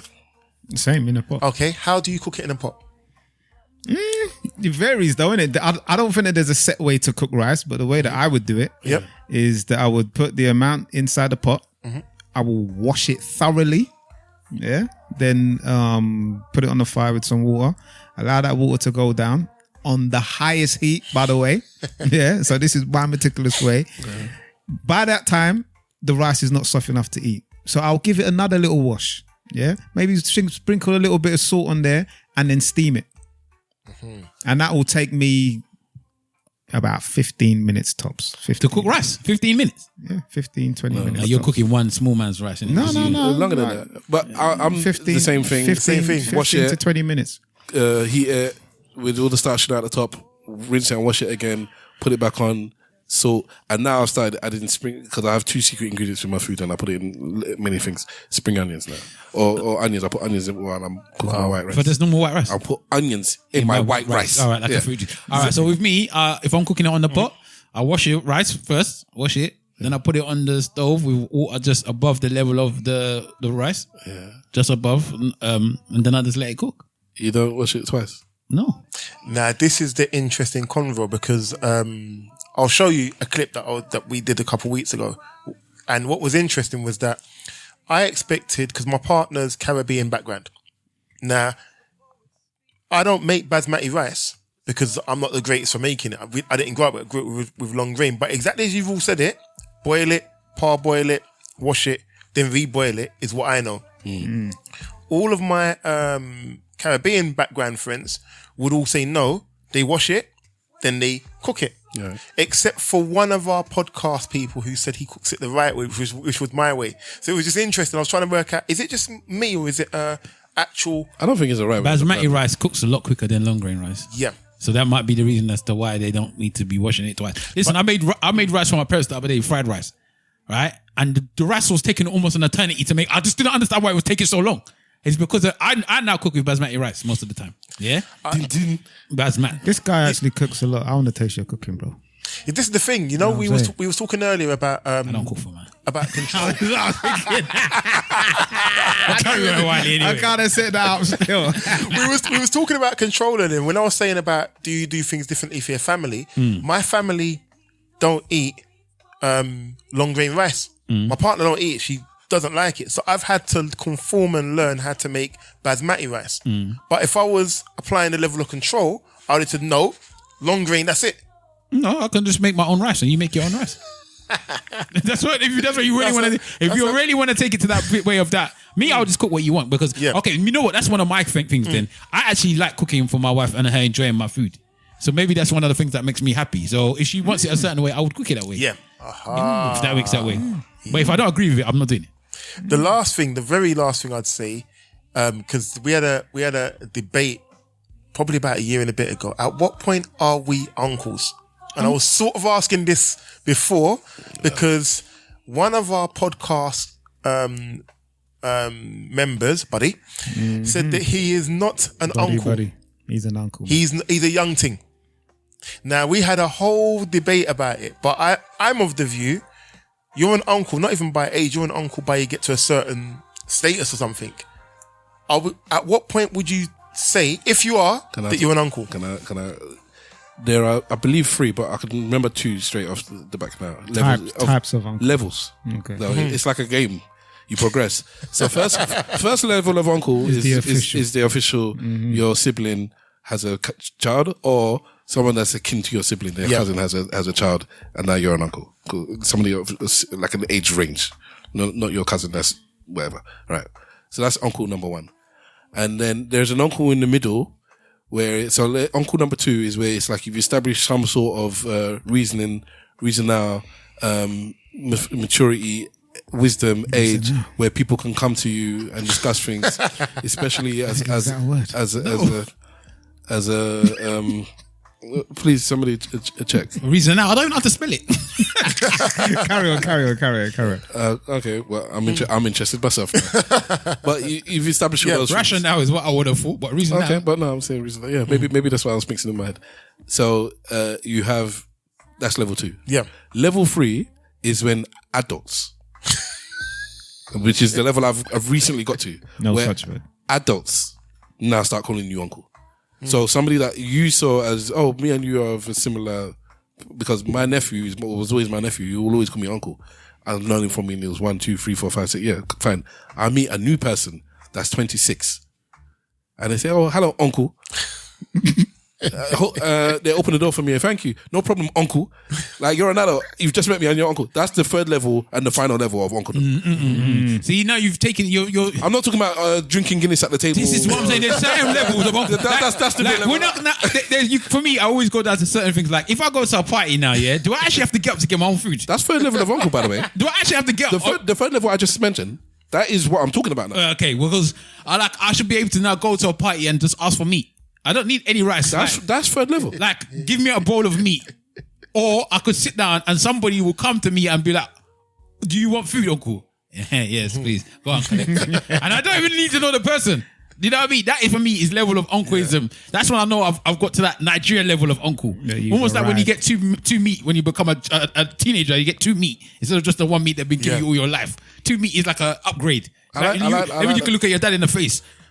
Now you got 2 meat. You had that. I like the way of describing it as you'll go to a party and now you are not of the age where people expect you to come up and help anyone or to help yourself. Yeah, you are now of an age where somebody of that is old enough to serve. Now, here's the point: you're old enough to serve and to go around and ask. Not a 16, 15, like a 19, 20-year-old will come, uncle. Would you like something? Yes. It's different than because there's mama and papa that is properly like they're getting their food plate first. Yeah. And me, I'll be rushing to get them. I'm talking about when even the aunties themselves are saying, "Well, are you hungry? Have you eaten?" And I'm like, "I've eaten." And then they're going to go and get some. Oh yeah, go on. Yeah, because you're a big man now. Like when I look at Buddy, he looks relatively young. Do you get what I'm saying? He looks relatively young for his age, like a lot of us do. You know, so I've got, like, for example, I've got one of my colleagues who will call me someone who's trying to avoid being a dinosaur. And they say, Mr. Wolf, you're a dinosaur, just like me. Embrace dinosaurism. And I'm like, nah, bruv. You know, already. Yeah, but I think that... I agree with your friend there. Yeah, probably. You get what I mean? But I see our uncles when we were younger were not as cool as us, bro. I'm sorry. Like I will tell my uncle, who is my mum's youngest brother, who is the coolest out of all of the uncles, I'll say that you are the exception. But everybody else who I called uncle was the uncle at the table with his belly out, his shoes, his pointed shoes, you know, his Guinness at the table, and you know, his grey hairs, and in trying to chirp the young girls, and he was getting more girl than you, bro. Probably in his shoe. Well, you know, that's a debate. But I'm just saying that the uncles that we are now in our 40s in comparison to the uncles that we saw when we was in our late teens and maybe early 20s, to me it's a different kind. I wouldn't say we were cooler. I would just say that we're more health conscious, because them man were cool back in the day. They were cool to them. They were cool. They don't dance though. Well, it's what I'm saying. Like, maybe I just think that the way that our generations have moved forward is that we, maybe take care of ourselves a little bit more. We embrace our youth more, you know, and that for me tells me that we're a little bit cooler. Listen, so them uncles will look at us with shame. Look at me like this, I like cooking for my wife. My uncle would never be like, what you did cooking for who? So you collected the pumpkin and made it yourself? But no, what kind of household is that? I became an uncle when I was 15. So that's the first stage of uncle, isn't it? Yeah. But I was saying to Wally before you got here that I have had the spirit of uncle since I was at least 16, 17. The spirit has been in me. I've always been like an old man, so it's nothing new for me. I don't pretend. It is what it is, man. You know what I mean? I think that's level 2. That's the level I'm talking about, where there's something about you that gives us uncle vibes. Now, when I was single, I had one of my colleagues now. She's got 2 daughters, and I always used to, you know, what are you saying, you know? And she would talk to her daughters on the phone, and then she'll say, "Oh, come and say hello to Uncle Wolf." And I'll be like, "I'm not the uncle. What are you talking about?" You know, exactly. But she would do that intentionally because there was a bit of an age gap in it. And she'll say, "My friend, you're too old for my daughters." And I'm like, "Okay, no problem." I get it, man. All right. Oh, sorry. So no, that was it. That was it. Thank you. That was my what did you say? Church notes. Church notes. You've done your socials. Have you done your personal ones? Yep. Oh, sorry, my personal one at Mr Wileycat DJ. If you ever need a DJ to bring the vibes, bring the fire, bring the heat, bring vibes. I'm actually looking for a DJ. Actually, yeah. There you go. Yeah. There you go.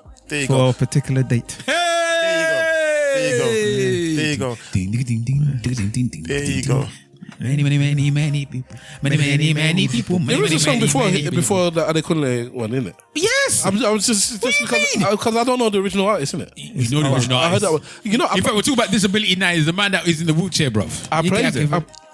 I played the Eloquently one like the day after we recorded last week, and then a few hours later, I hear myself many people, many people. Walking into the toilet. Many people say when this comes off, I'll play the original. Thank you. All right. Thank you, Wiley, for joining us and for supporting the thing and all that stuff. And we're looking forward to coming on to yours. Definitely. And for having the rest of the guys on ours as well. I am Stavros Boss. You can catch me at Stavros Boss on most social medias. My Stavros Says this week is another ITV Black British program thing. I watched it with my kids recently. It was about, funnily enough, black people coming into this, being black and British, basically. And then a big chunk of it was them talking about the beef between Africans and Caribbeans, because it was a bunch of comedians. So, have any of you seen it? I've heard of it. I haven't seen it yet, though. But I know the Black UK British, ITV. the one where what's his name went to go and was just chatting nonsense there. No, that's the one I mentioned a couple of weeks ago. Okay, I don't know. That one was about just blackism. So this one specifically about being Black British. Like, do you claim to be Black British? What does Black British mean to you? And it had who's that? Afua, Afua, yes, yeah, she's on it. Richard Blackwood was on it. Yes. No, I have no idea what this. A couple of people from the Real McCoy. Who's the back to I've life? heard her chat some good stuff. One of her one was funny. She said that her mum sent her to Ghana because again this was the period of the program where they were talking about the conflict between Africans and Caribbeans, and she being part. It's mad when because everybody did their introduction and where the heritage is from. She said, my mom's from Ghana. She said, I'm dual heritage. My mom's from Ghana. She didn't say where her dad was from. She didn't even mention the dad. Like, yeah, my mom's Ghanaian. Don't worry about the rest of it. Wow. So, but she was saying that she was on the phone telling one of her friends that, oh yeah, I'm Jamaican. And her mom overheard her. She's like, what? She's like, nah, you have to go back to Ghana because you don't know what you're talking about. But she like, at the time, whoever I guess she was talking to, she's like, just being Jamaican was almost just like being black. Like there was no Ghanaian, I think it was just Jamaican. She like, there wasn't even, somebody else said, there wasn't even Caribbean. It was just Jamaican. Yes. Yeah, so everybody just kind of fell into that. And then you have Richard Blackwood, like basically like co-signing, like, yeah, and we kind of teased them, innit? Because, and Slim was there and basically saying, well, these mans, they deserved it almost, like, you were cheesy, innit? So it's an interesting conversation. And when I was playing it to my daughter, I was like, these are the kind of things that we had to go through back in the day, but you're not going to resonate with you. But I just want you to hear it, so to see that this is.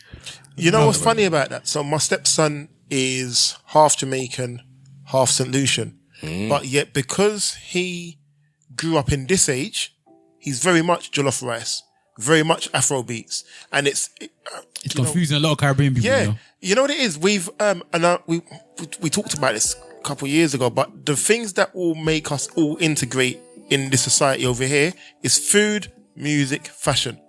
Once you cross that ledge of food, music, and fashion, entertainment. Yes, entertainment. Because the Thank films you. is big as well now. Once you cross that ledge, you are officially recognized and you're officially accepted. And for our kids or grandkids to be growing up and having jollof rice, having and not even just forget jollof rice, having things like pounded jam and egusi stew, and it's natural for them to have it. Like think of the thing. Apart from Kano. No, but even what you're saying now, I always go back to the point of, bruv, obviously you've been here, you were born here, yeah? Yeah. Do you remember the first time you heard Yoruba in a club?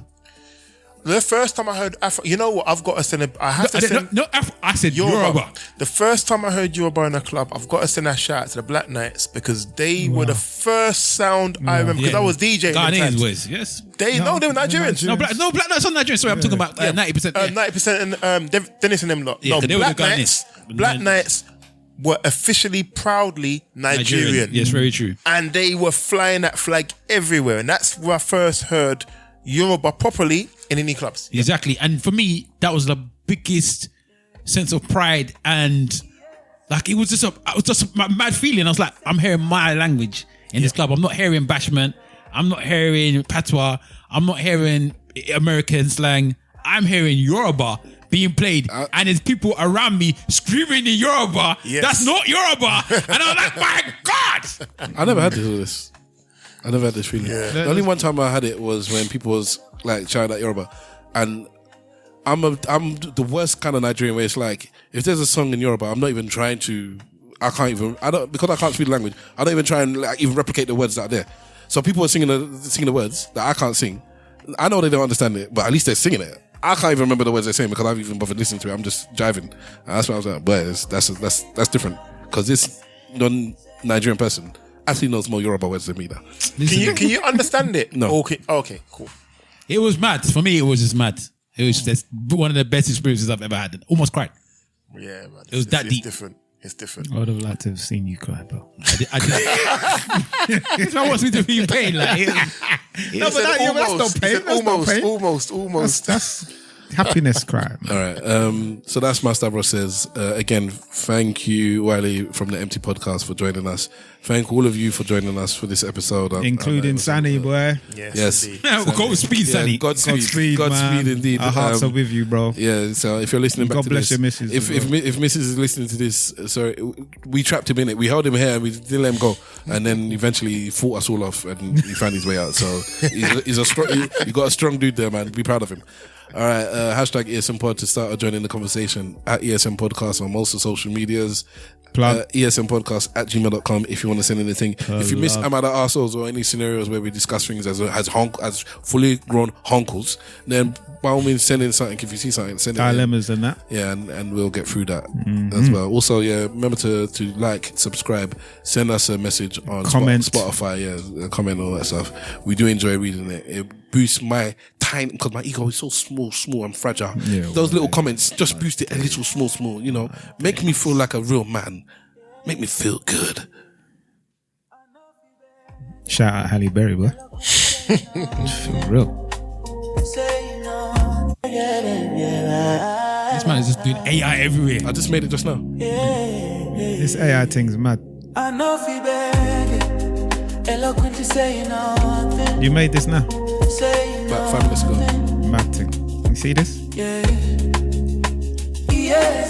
I said make an ending to a podcast, Afro beats, a chilled Afro beat style. I gave it the name of the podcast. I said it's gonna be played at the end. I didn't even write the lyrics this time. You do the lyrics. Alright, who's gonna say the thing?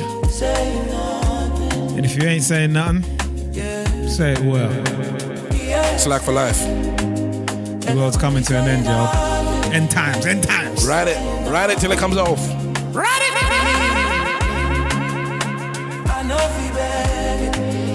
Dread it. Destiny comes. Eloquently saying nothing.